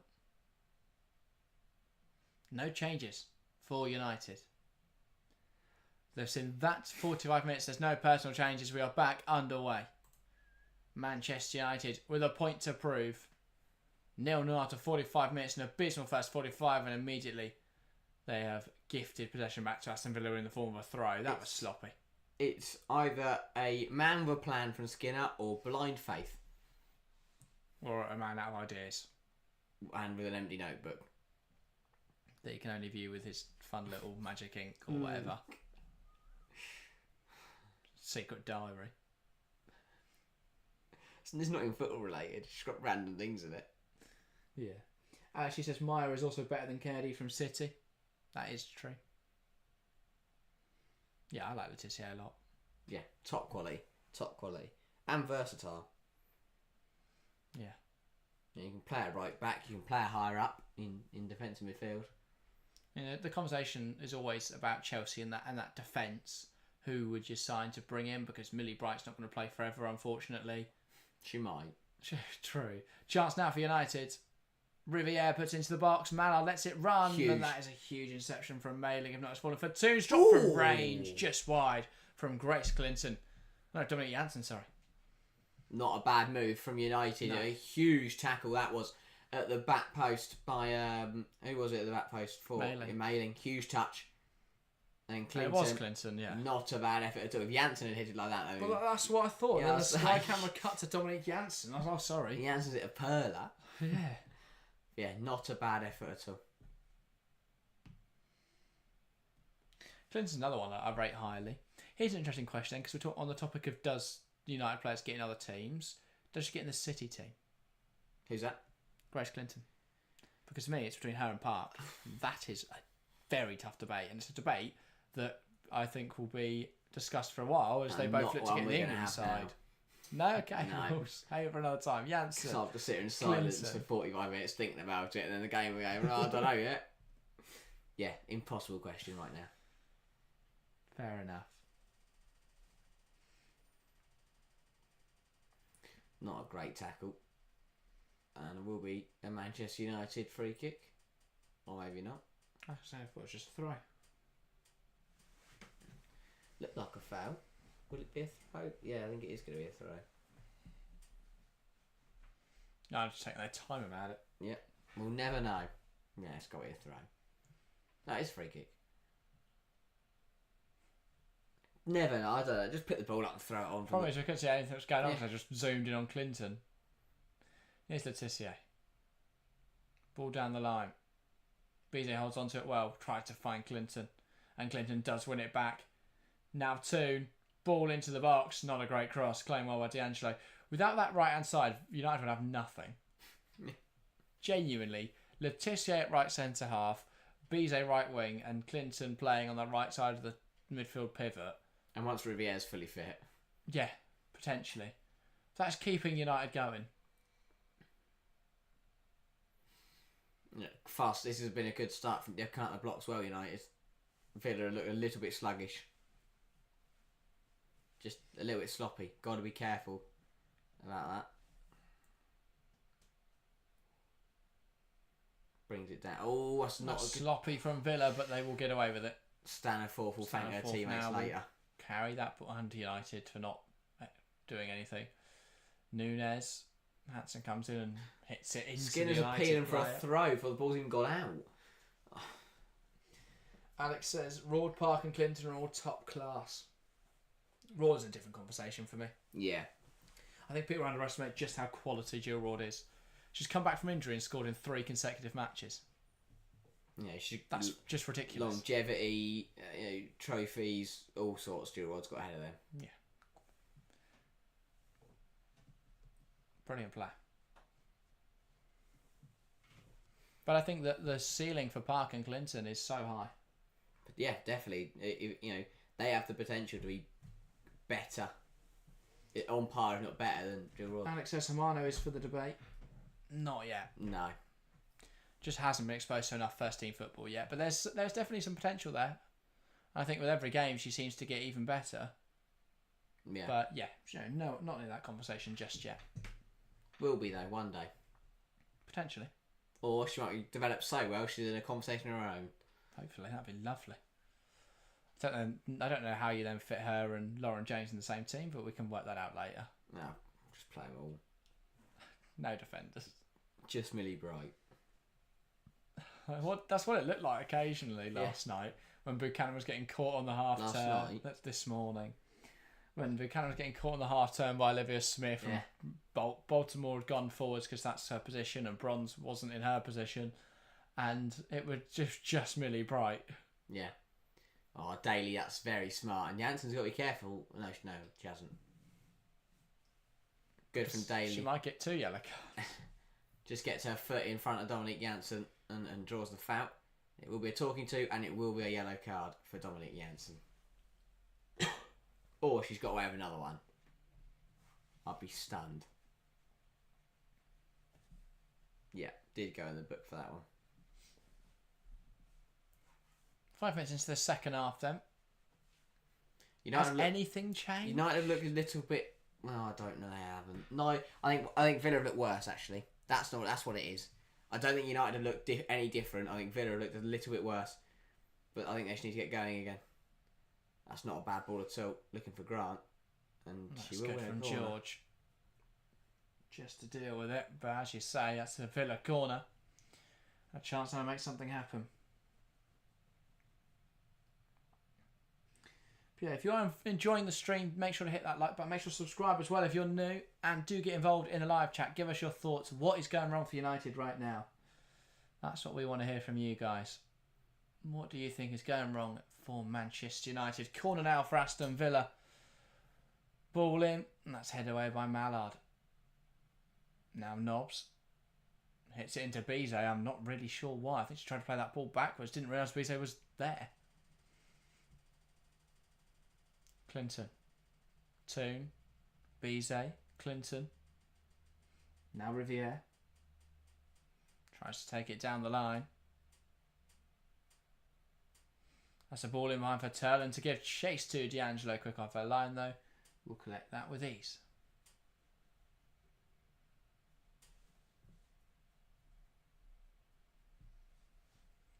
Now just surveying her options across the field. Rolls it short into Patton. Here's Mailing. Sends the ball forward. Hansen. Staniforth. Now Rachel Daly finds Hansen. Kirsty Hansen, ball inside. Ooh. She slipped as she hit it and Turner stops that ball going in anyway. Mallard's poor touch. And that invites pressure on United. Lions were nearly awarded Mallard's throw. Felt sorry for her.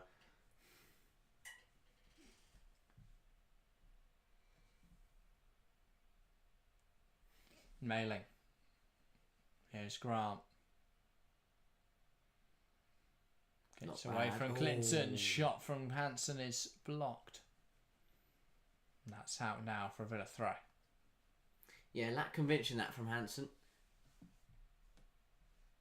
I think it was more about just poking it goalwards than trying to get it in the goal, if anything.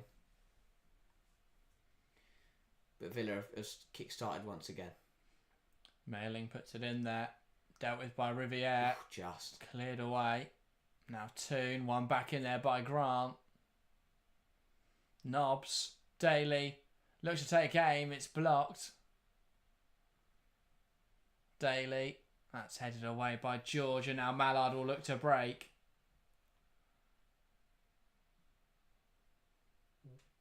Yeah, I mean, Villa have got United parked in their penalty area. Just consistent pressure now from the away side. United have got to break out of it, and they will try to now. Clinton. Riviere. Bizet. Now Clinton. Finds Mallard, but her pass is intercepted. Southwest says, I wonder if Ward will ever get her dream move to Barcelona. I think the ship has probably sailed. Yeah. You never know, but... They're just star-studded, aren't they, Barcelona? Absolutely star-studded. Yeah. I think she sort of missed the Barca train. And she's now 27. I just can't see her leaving City. I think as much like as next summer. Yeah. After that, she's approaching 28. I think with who Barca have, unless Bon Mati suddenly leaves and they desperately want to sign a big name. I think if Bon Mati left, they'd probably go all out for someone like Lauren James and try and break the transfer record. But I don't think Bon Mati's going to leave, unfortunately. As much as her agent will keep going, Jorge Mendes will keep going. Oh, there's loads of interest. I think it's literally just to try and get Barcelona to give her all of their money. Yeah. Now, of course, Leon and Chelsea will be interested if there's an opportunity. But Ryzen says, who in the WSL can you imagine going to Barca one day? Ooh. It's tough to say. Barca love Spanish talent. Also, we've seen a couple of English players go out there. Kira Walsh, Lucy Bronze, most recent examples. Now Ellie Roebuck. Alexandria was linked at one point, wasn't it? Yeah, I wouldn't be surprised if that was a nice versatile right back / centre half option. She's played a lot for the Spanish national team. Yeah. I'm starting to play for the Spanish national team. Not played a huge amount, but should play more. Who else?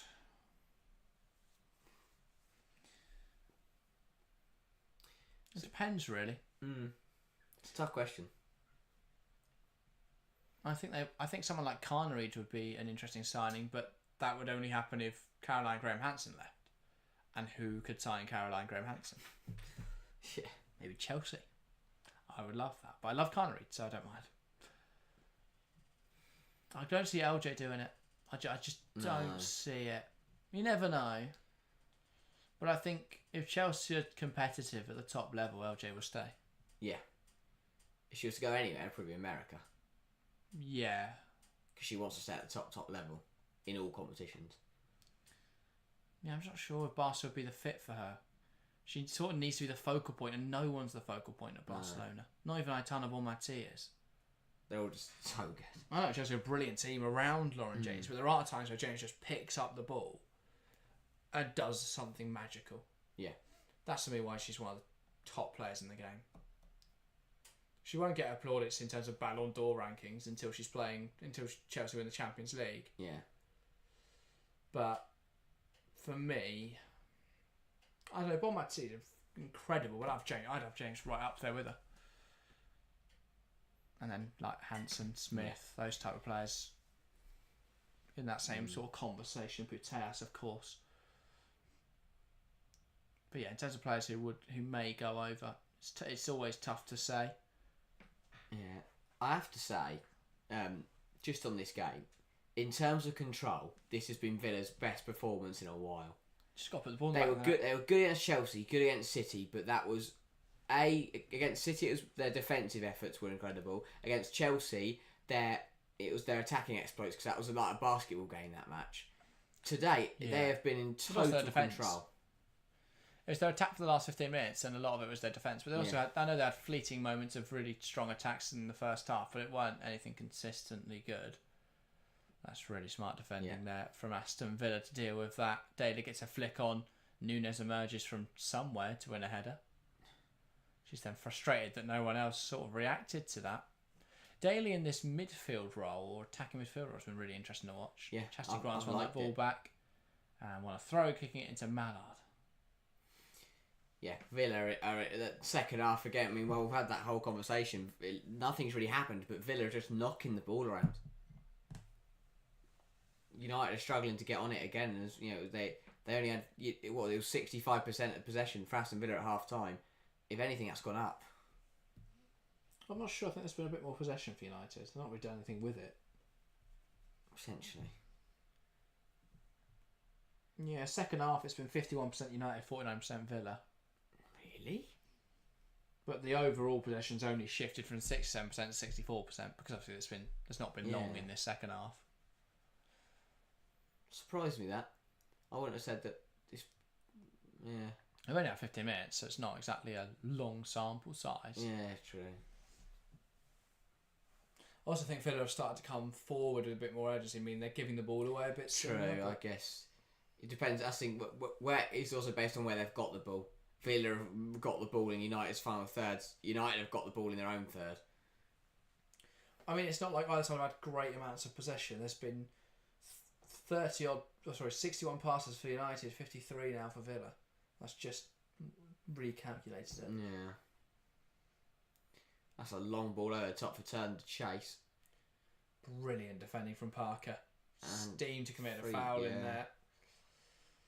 It's a tough one to get right. She's in some discomfort and she looks in a lot in agony actually, Parker. Yeah. She's competed for that one and I've just seen her mouth shit, so I think that'll be the end of her evening. Fair enough. I mean, it's not...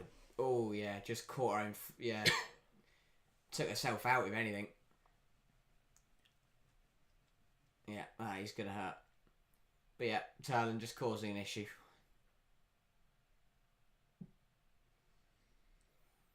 But looks like Kiara Keating's a physio from behind, from this angle. Still half an hour. Still a lot of time. And I think this will be where the worry will start setting on that Villa bench because de Pauw and his staff will feel like they should have scored.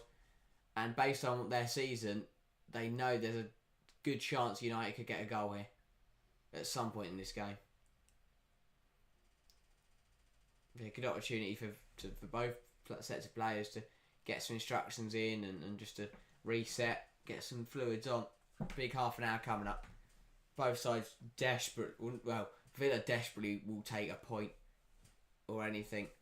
Man United do not want to drop points. Yeah, de Pauw and Hansen conversing. But you feel that it's going to start to work. And they may be, we don't know, they might force them to change here as well. Here's the other thing. Yeah. But that doesn't even, like that team talk that. See, this is what I mean. You look at United, they're not, Skinner's not talking, his players have come over for a drink and he's not talking to them. He's now whispering his assistant managers in. Well, and now he's having a chat with someone. To everyone. But it's like, no one's listening to him. No one cares.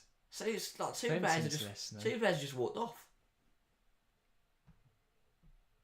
You imagine just talking to your team while there's an injury, and two players have just walked off. I know it's a very different situation. When you consider Chelsea earlier, when Rachel Laws went down in the 30th minute, they came around and one person spoke to the whole squad as a team. Yeah. And they just went and scored 2 goals. There, no respect for Skinner. No. So Villa will be forced. Is that Paolo Thomas? I think so. Villa will be forced to make the change. I think it's the first game first minute she's getting since her suspension. Yeah. But yeah, hopefully Parker will be okay. I know she's planned. She might be alright, to be fair.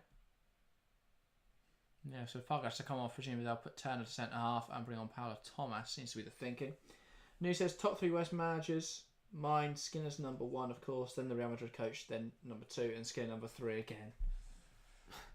I don't think there's a top 3 worst managers. No. Because it's very. What's the criteria for worst managers? Technically, it'll probably be some Sunday League managers. If it's people most out of their depth, it's definitely not someone like Mark Skinner. Skinner, I don't think is a top level manager, but United are a top level club. So if you're looking to get Europe, Skinner can. You're looking to win a trophy and get Europe. Yeah. Skinner's the man. They'll beat enough teams. He's not the man. He's a man. The man. They'll beat enough teams to be 4th or 5th in the league this season. They may even win tonight, despite playing terribly all 90 minutes. They've got a corner. He's not a terrible manager. I don't think his tactics are that bad. They have been tonight, but they don't tend to be too bad. Parker's back. So she's all right to That was a miraculous recovery. continue. Yeah, this is a chance now for United from this corner. They scored from a corner last weekend against Arsenal. That changed the game. Melvin Mallard flicking it in. Or bumbling it in, to be fair. George puts it in towards the goalkeeper, and well, Foul. that is a foul on D'Angelo, but it went in anyway. Yeah, as the ball comes in, Turland,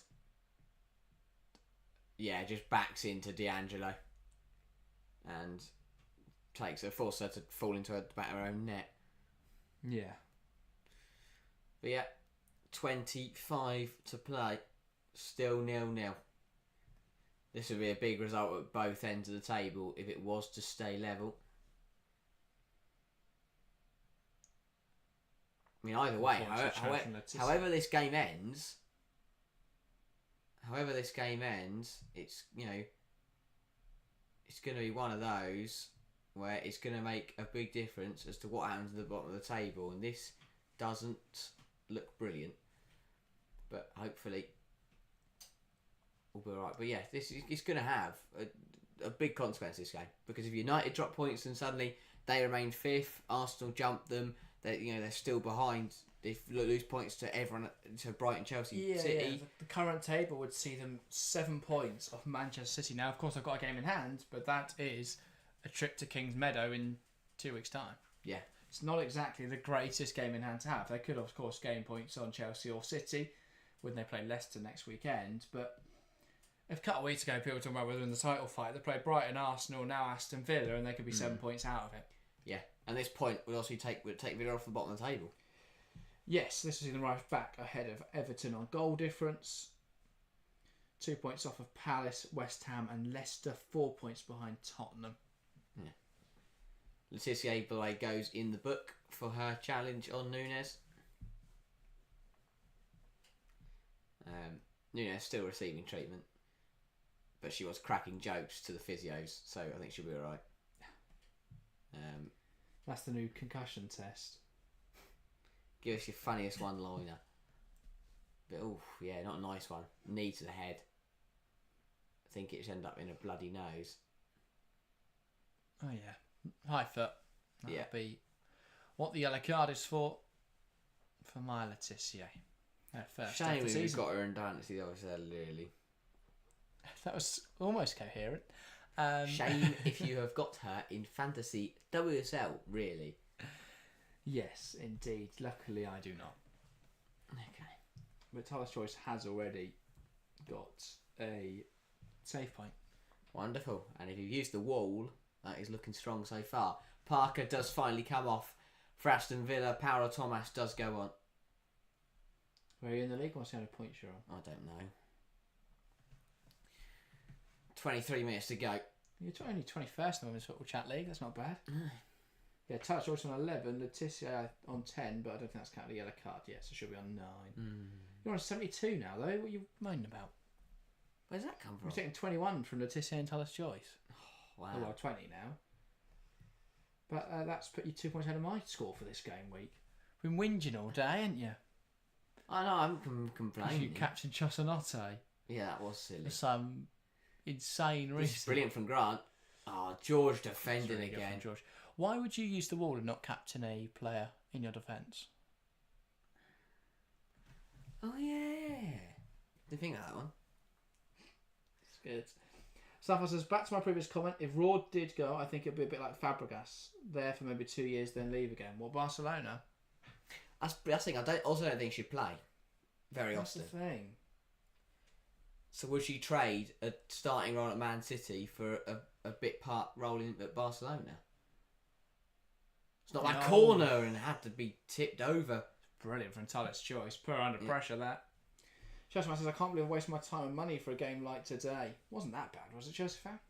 I thought we played quite well. We're unfortunate. Drew 1-1 with Arsenal. We're always going to take that. Well, not if Arsenal bottom of the league and we're invincible. Drake Top Boy, welcome to the stream, I like the name, says, will United win? Probably, because that's what United tend to do. They've not been very good today. Villa would be meriting a victory, but I wouldn't be surprised if Oh, United won. Daly's got to be careful. I mean, I love the fact that Clinton's asking the question there. It's worth it. Yeah, you never know. But I'd never give it a yellow. Another yellow. Daly just going for the ball, but I think it was Letizia got there first. And the first change for Manchester United. Who is that? That's Heisei for Yeah, I know who it is. I meant who's coming off. I didn't know their number 9 was. Their number 9 is Melvin Mallard. Because I knew Turner wasn't 9, and I thought, who on earth is 9?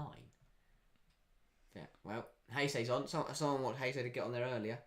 Heisei onto the left wing. It's an interesting idea. I just don't know what they're doing with Heisei now. I've heard her name as Jaycee as well, so I'm not exactly sure what the correct pronunciation is. It looks like she'll move to attacking midfield. No. BJ's gone to left wing. It looked like Toon had gone left wing, but then not. Parker has now got her feet in ice, and she looks frozen in place. If you look at her face, she's like she's in a ghost. What is it with me like just scribbling things down? I just talk to each other. I want to talk to Skinner. He's getting her to make little notes. We're rubbish. Here is Jaycee. Looking to take on Staniforth. Brilliant tackle. She's had a really good game, Lucy Staniforth. Yeah. That pivot for Villa, phenomenal. Her and Nobbs. Yeah. That's a dodgy pass to DeAndre, does well to clear it past Bizet. And Villa will look to move it. 20 minutes to play. Daly picks the ball up. She's looked really good as well in that deeper role.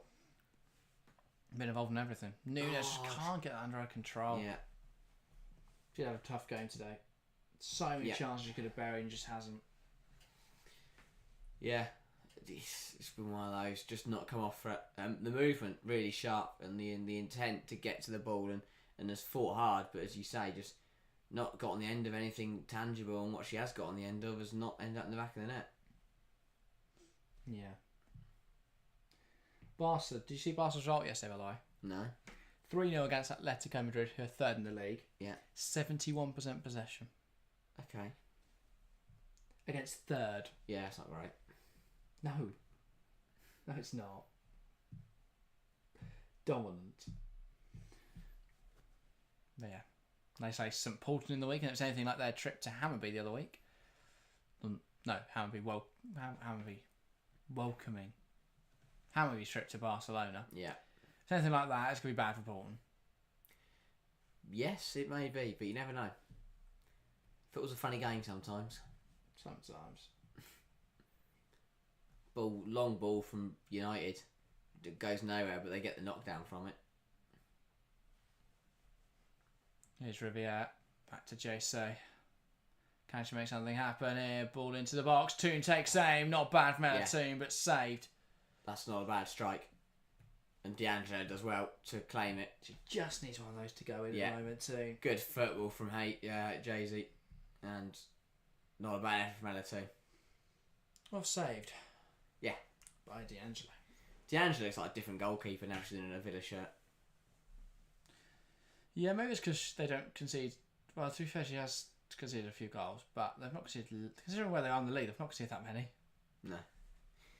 I'll tell you what, I think Friday, I mean, we'll talk about it obviously tomorrow in our video, but I think Friday took all the goals away from today. We saw 9 goals on Friday night. Well, in also, 2 games. it's the fact you've got Chelsea up against a relatively good defence, even if they do make some mistakes. Yeah. You've got Manchester United, 2 close games at the bottom, who just refuse to play well ever, and then 4 sides who've struggled for goals anyway. I mean, Everton scored today. That's like Jesus walking on water. It's a miracle. No idea how they managed that, but they have finally scored an actual goal. And obviously, and then when you consider the games on Friday, I mean, Arsenal-Brighton's a complete anomaly. No idea how that happened.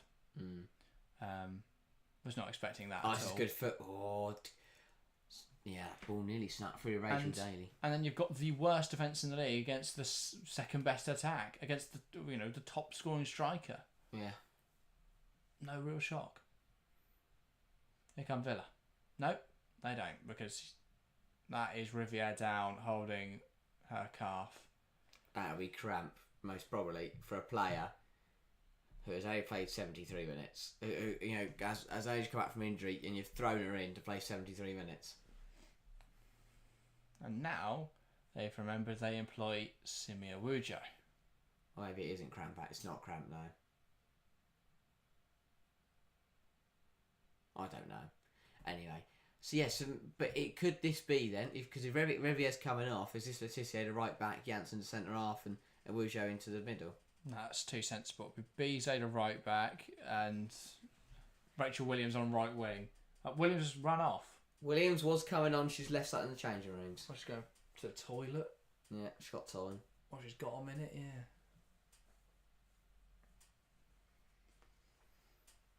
Yeah, it's not. I should put a coat on.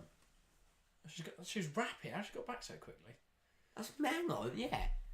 She sprinted. I've shown those clips incoherently. Or Rachel Williams is the Flash. Riviere looks in a lot of discomfort. Yeah, it just isn't good. This is the problem when you rush players back. Is there's a good chance they'll get injured again. Yeah. 15 to play. Still 0-0.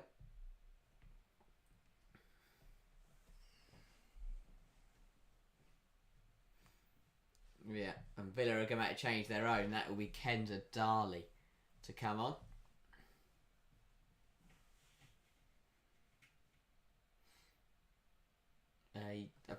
Could make a difference, Kendra Darley.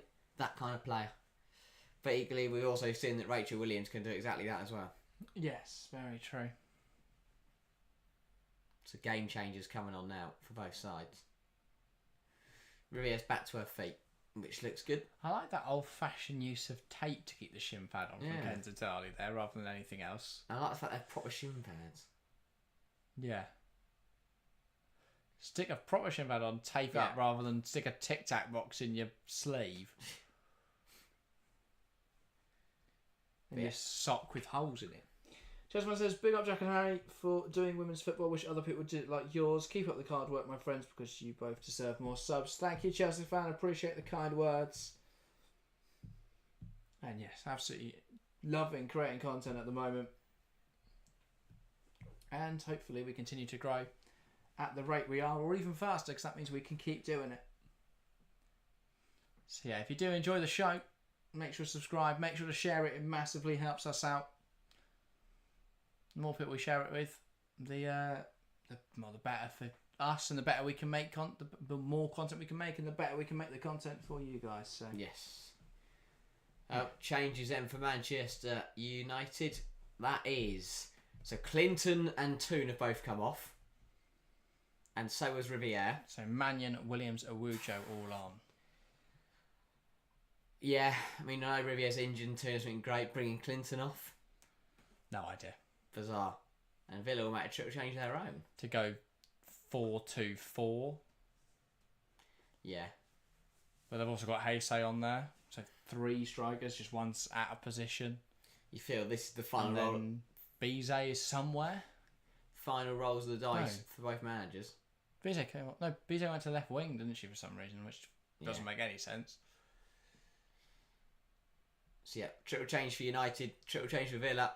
13 minutes to play for both sides to try and grab a winner. I'm losing the will to watch Mark Skinner's sides. Yeah. Yeah, rattling through these subs. And there it is. Nunes off for Darley. Yeah, triple change as well. Hanson, Grant, Nunes off for Darley, Robinson and Leon. It's crazy to me how Villa have made 3 subs that look so much more dangerous than Manchester United have. Yeah.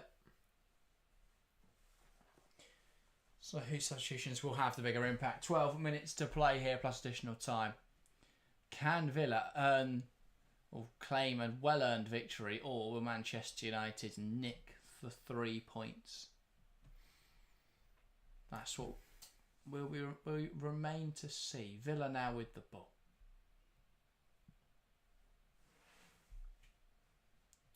Here is D'Angelo.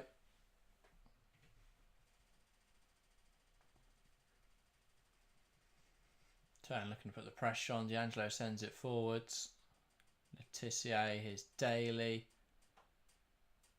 And there's a foul in there on Rachel Daly. That's from a Wuja, and that'll be a Villa free kick.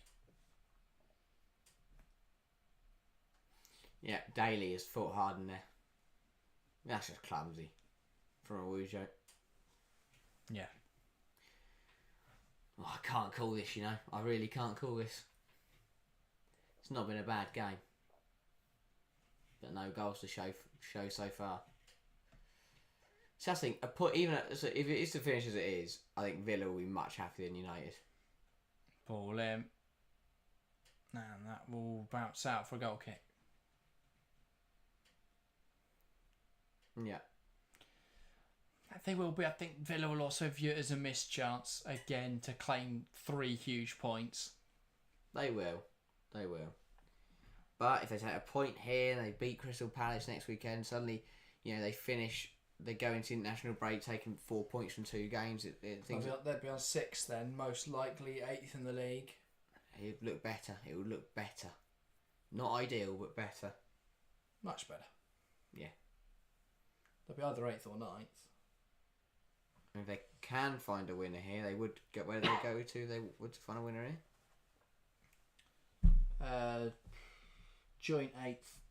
And have they played Leicester yet? Yeah, true. It's them. Or is that home or away? I don't know. Head to head. So Is that on goal difference? Well, they'd be level on goal difference. Oh, okay. Is that they only joint 8th? If it came down to goals scored, Villa would be 8th. Not that it matters at this stage, but they'd be 8th or 9th if they can win this. They're joint 8th. And then with Crystal Palace coming up next weekend, they could win that and be ahead of Tottenham. And that's how quickly this table can change. They could go on to lose here, lose to Palace, and suddenly they're in the relegation, they're bottom of the league and look like they're down. Or they can win. They could manage to win here, see what they get from Palace next weekend. And then, as you say, flip side, United score. Wow. If United score, they're suddenly 3rd in the table. If they don't, or if they concede, they're 5th. Yeah. Yeah. Either sat behind an Arsenal side who have sacked their manager, or jump up to 3rd and have only Chelsea and City ahead of them. Yeah. Free kick to Aston Villa. Turland penalised for actually blocking the ball. Yeah, she thought she was fouled. Yeah. Safa says, have you seen the Frown Bundesliga lately? Very competitive. Bayern keep dropping points. We did have a look at this a few weeks ago. Yes. And all sorts of teams. Because Wolfsburg beat Bayern, didn't they, a couple of weeks ago. So yes, it's been very tasty over there. 4-way race. Wolfsburg now top on 22, then Frankfurt, Bayern and Leverkusen all on 20 points. 4-way fight for the title. Tasty. You compare that to the Liga F, where there is a 1-horse race for the title. Very different. Yeah. Yeah. And then how's Division 1 Feminine getting on? They didn't play today. No. I don't think, unless I'm blind. Jay-Z wins the throat.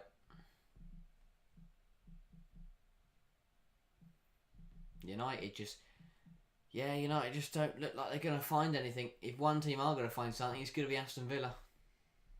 Yeah, they all played yesterday or Friday. Where Lyon beat Guingamp 8-0. Wow. Tough on that. Yeah. Lyon top on 19, PSG second on 18.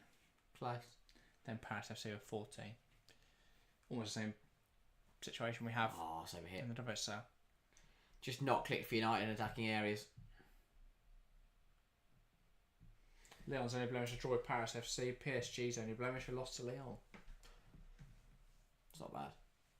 But Lyon slip up, and then the week after, PSG lose to Lyon. Yeah. Thomas fouled. Yes, she was. Safa says, I saw Magdalena Eriksson got injured again, though. Sad. That is sad. I love Magda. And Jay talks herself into the book. and runs away laughing. Luckily, she's running away and laughing, not standing there and laughing. If not, she'd find another one. All over see her doing at the moment. I mean, that's a foul. Is committing fouls, moaning at ref. She had a scrap with Katie McCabe last week. Yeah. Didn't really know what that was about. Everything's... It feels like United is just starting to struggle a little bit in the last few moments. If Villa can pounce, that would be huge.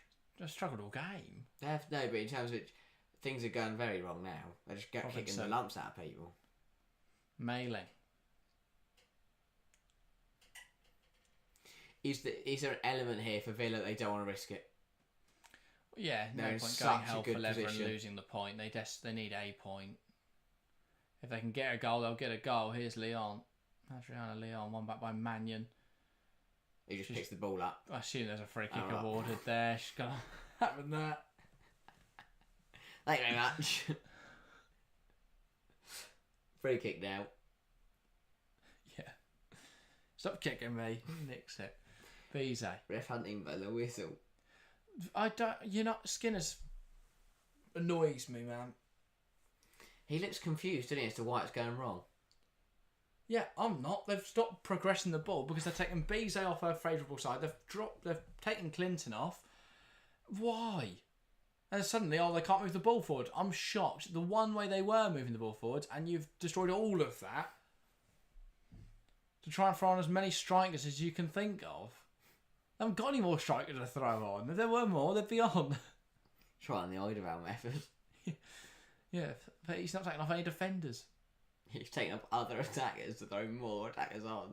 Throw more strikers on, so it's just weirder fits. Take off Grace Clinton, who's been their best goal scorer this season, to put on Jayce, who hasn't scored for the club. She scored this season? Don't think so. She scored last season? Yeah, she scored for the club. Has she in the league? Yeah. She got one last year. Yeah. Have a look. She definitely scored. They desperately need a goal in the dying image, so they keep on their top goal scorer. Or Jayce. Villa are just enjoying having the ball. Not long left now. She's got one this season. Oh, who was that against? West Ham. Oh. Yeah, I think I could score against West Ham. And she got one last season. Already matched her tally from last year. Wow. That's what they call her. Prolific. Oh, poor pass from Thomas. This hasn't been a game for the ages, but it will be one of big significance. It's felt like it's gone on for ages, to be fair. It's another one where I feel for Villa. They've played very well. I don't think they're going to get the reward they deserve, but a point is big for them. As for United, it's another one where they've got away with absolute murder. Still can't believe Arsenal didn't beat them last weekend. Jayce tries to get around the full-back and can't. Pass inside, picked off by United. Williams to Letitia. Turner. Hoof. The ball goes long and that will run out for a goal kick. Jason does really want to keep it on, to be fair. And then Paolo Thomas just takes it and runs off with it. Knobs. Oh, that's a blind pass in there from Turner, sorry. Turland. Ball in from Jayce. Williams tries to lay it off. That's cleared away in there by Kenza Dali. That was the line who I thought was going to go and bring it down. Run through on goal. Mental scenes. 2 to play of normal time. I'd expect quite a bit of additional. We've had a couple of injuries and we're at 17,000 substitutes lined up from Mark Skinner's army. They all happened at once. Yeah. Both teams had a triple change. To be fair, Riviere was down at the same time, so they might... They all just rolled everything on. Go. 70 minutes to make a change and they all did it at once. Turner. Big head of that, and apparently it's a foul from Mailing. Foul. Soft, very soft. Free kick for Man United, a chance to whip it into the box and put this Villa defence under some pressure.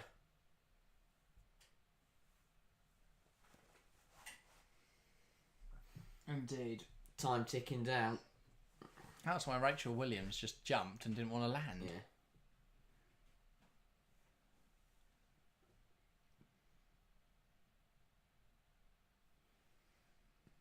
George.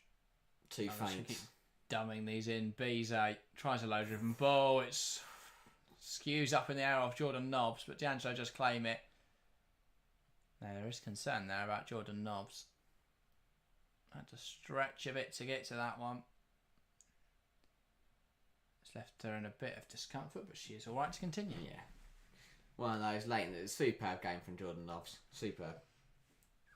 Yeah. Awujo, big win in there. Then Janssen. And they're coming forwards now, Aston Villa. Skips past one. Here comes Nunes. Ball in. Then she'll get there. Katie Robinson. Oh, what a tackle. She's furious. That's not given. That's a corner. I'm not really sure how.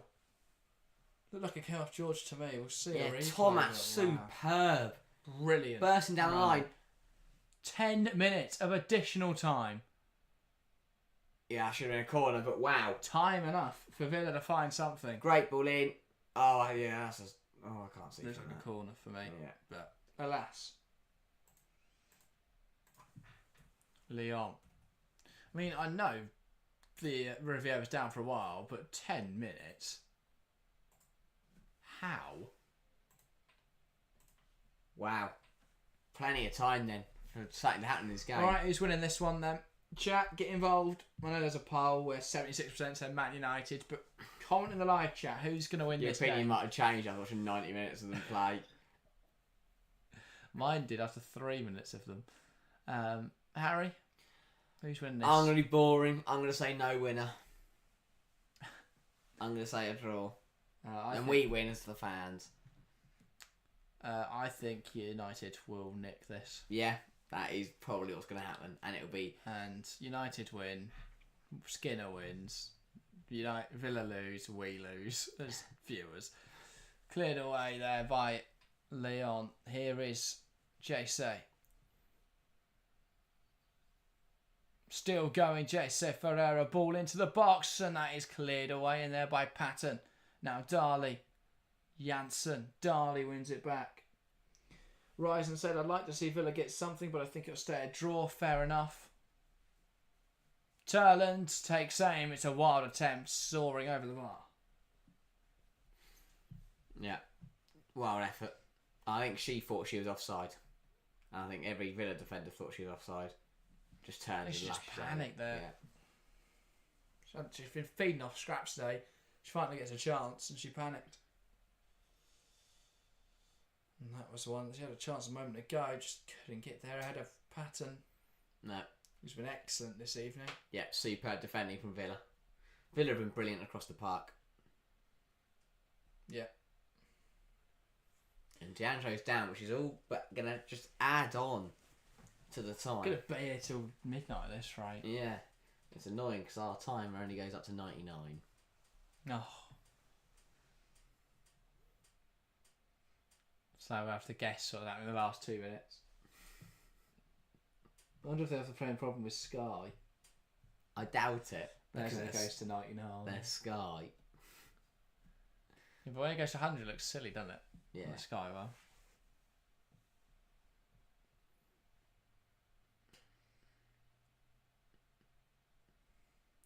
Skies must go to like 999 just in case of all eventualities. Yes. Another change for Aston Villa then. That is more defensive as well, you feel. Not, I know, it's just like change in midfield, but... Jordan Nobbs coming off. Who's had a brilliant game, by the way. Yeah. Fantastic performance from Jordan Nobbs this evening. And Miri Taylor coming on in our place. As you say, that looks slightly more defensive. Just to shore up that midfield. Get some fresh legs in there. Still 7-8 minutes to play then. D'Angelo, where is everyone else on the pitch? D'Angelo's going to send it low. Didn't really have the legs in it, but almost Well just read by bounced Letitia. through. Again, Manchester United without Maya Letitia. is a frightening idea for Mark Skinner's job prospects.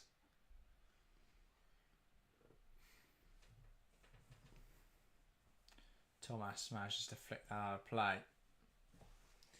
6 minutes to go, but we will have slightly longer as Nobbs took a while to get off and D'Angelo was down for a bit. Yeah.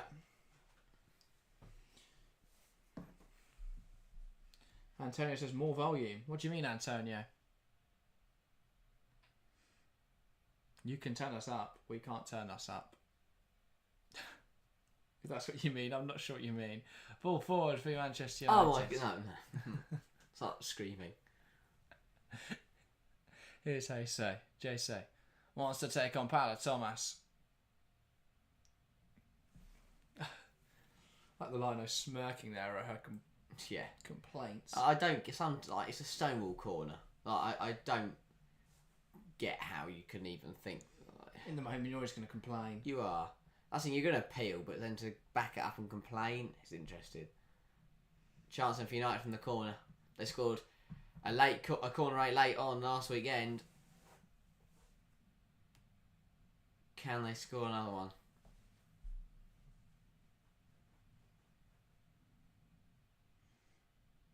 Ball in, and that is headed away in there by Daly. And now Leon, don't know why she's passed that. Ooh, Janssen is hacked at by Miri Taylor. Silly from Miri Taylor. I don't know why she's done that. Janssen's going backwards and she's Free kick in a conceded. good area for Man United. Sloppy free kick. Never going to get to that ball. Really silly. Yeah.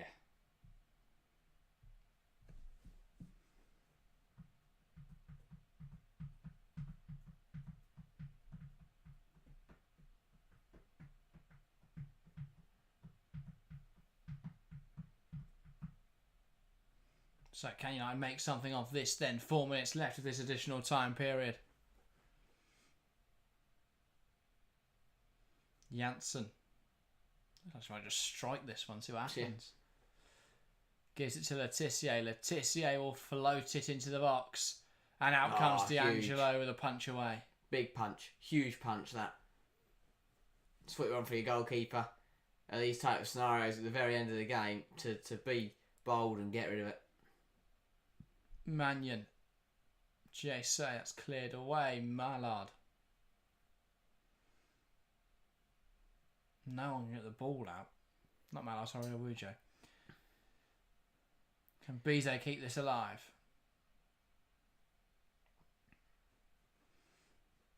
Now George puts it into the box. Headed away. And then smashed clear by Leon. Villa are struggling slightly now. They're tired. They've sat deep. They just want to see this out. And United have sort of thrown the kitchen sink at the game. Dominic Janssen, wild attempt, and that just killed a few minutes. Yeah. Or a minute. Allows Villa the chance just to run down that clock.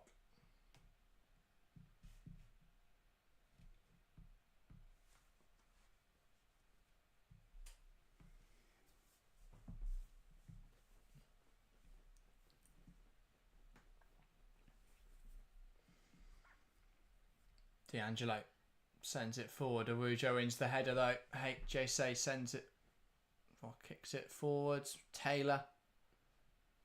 Other side really comes away with that ball. It's now Letitia.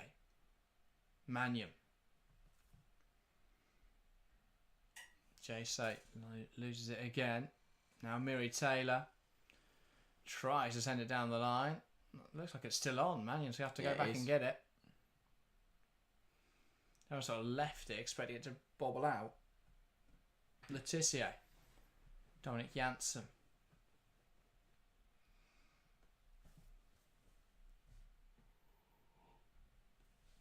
It's flicked on, that long ball from Letitia. Williams trying to get there.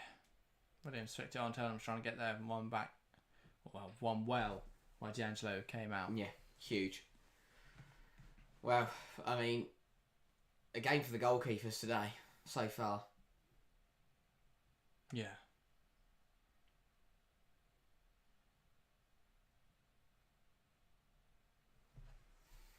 Yeah, indeed. United throw. This is going right down to the wire.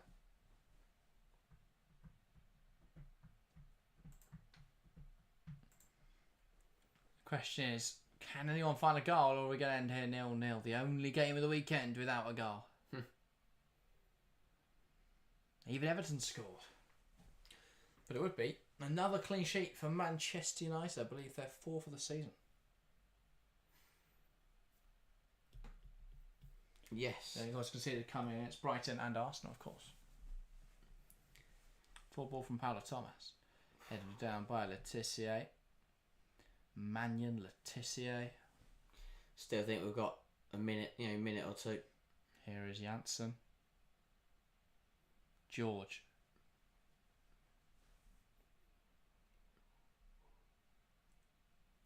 Bizet, Janssen. Here is Kenza Dali. Here come Aston Villa. Adriana Leon. Paula Thomas.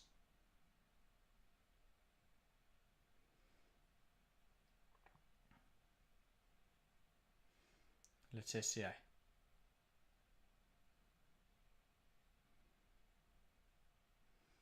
Ball forward from Manchester United.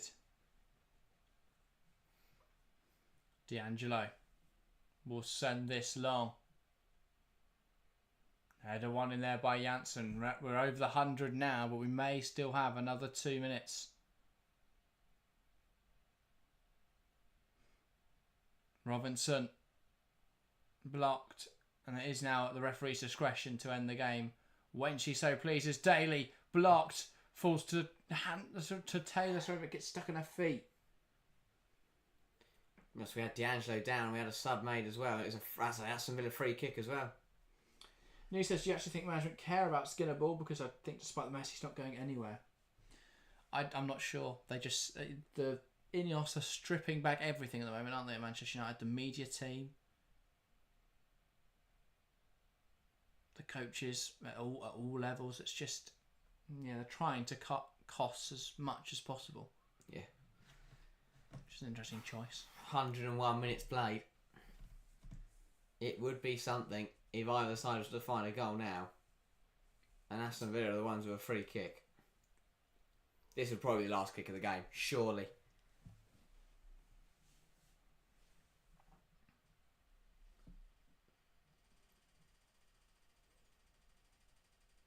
There's a lot of deliberation here for Villa about who's going to take it and what they're going to do with it. They've got to get it. If they want to win, they've got to get it right.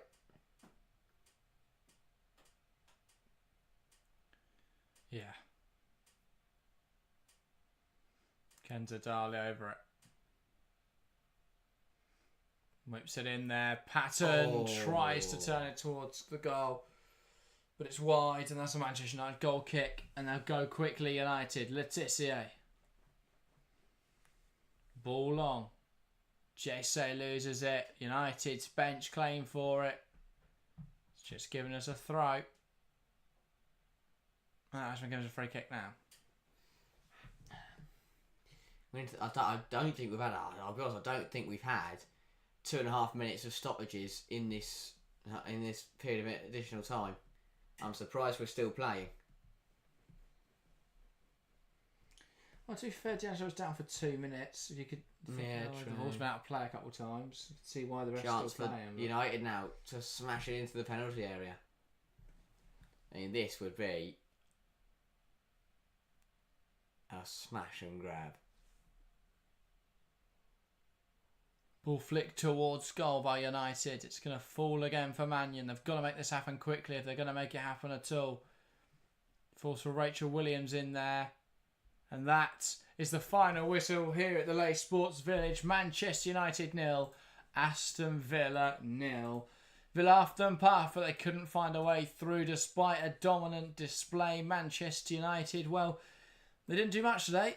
And I think they will be a little bit concerned, especially the fans, about that performance. United unable really to cause Villa any issues. Yeah, a really interesting game that has we learnt a lot from that. Villa, a really strong performance, and I think finally this season that was the first game where they get the result they deserve from the performance. Perhaps, as you say, they could have won the game, but a big point on the road for the side that did find themselves bottom of the table very briefly. For United, it opens up a lot more questions, and there's there's a little bit of pressure building now. Find themselves in 5th. What a game though! 103 minutes played. What a game! No goals. 100 didn't no one found the back of the net. But that's football sometimes. But yeah, what a game. Yeah, one hell of a match. We'll be back tomorrow to review it all. So look out for our Match Day 7 review show dropping at 5 o'clock tomorrow. Other than that, we're back with UWSL streams throughout the week. We've got 2 coming up on Tuesday. Manchester City take on Hammarby, and Arsenal's game against Juventus. A must-win really for Arsenal if they want to progress. And then on Wednesday, for the first time this season, we're covering Chelsea in the Champions League. So join us for that. Celtic versus Chelsea at 8 o'clock on Wednesday. And then, of course, back next weekend. Unfortunately, we're not covering the huge title challenge game between Man City and Chelsea because we are there. But we'll be previewing it on Friday. And then we are live on Sunday for the Merseyside derby. So don't fear, we are still live next weekend. So, yes, so many streams coming up. Look out for all of those. So much content as well. Go and watch all of that. Other than that, that is everything from us today. Thank you guys very, very much for watching. And we'll see you next time.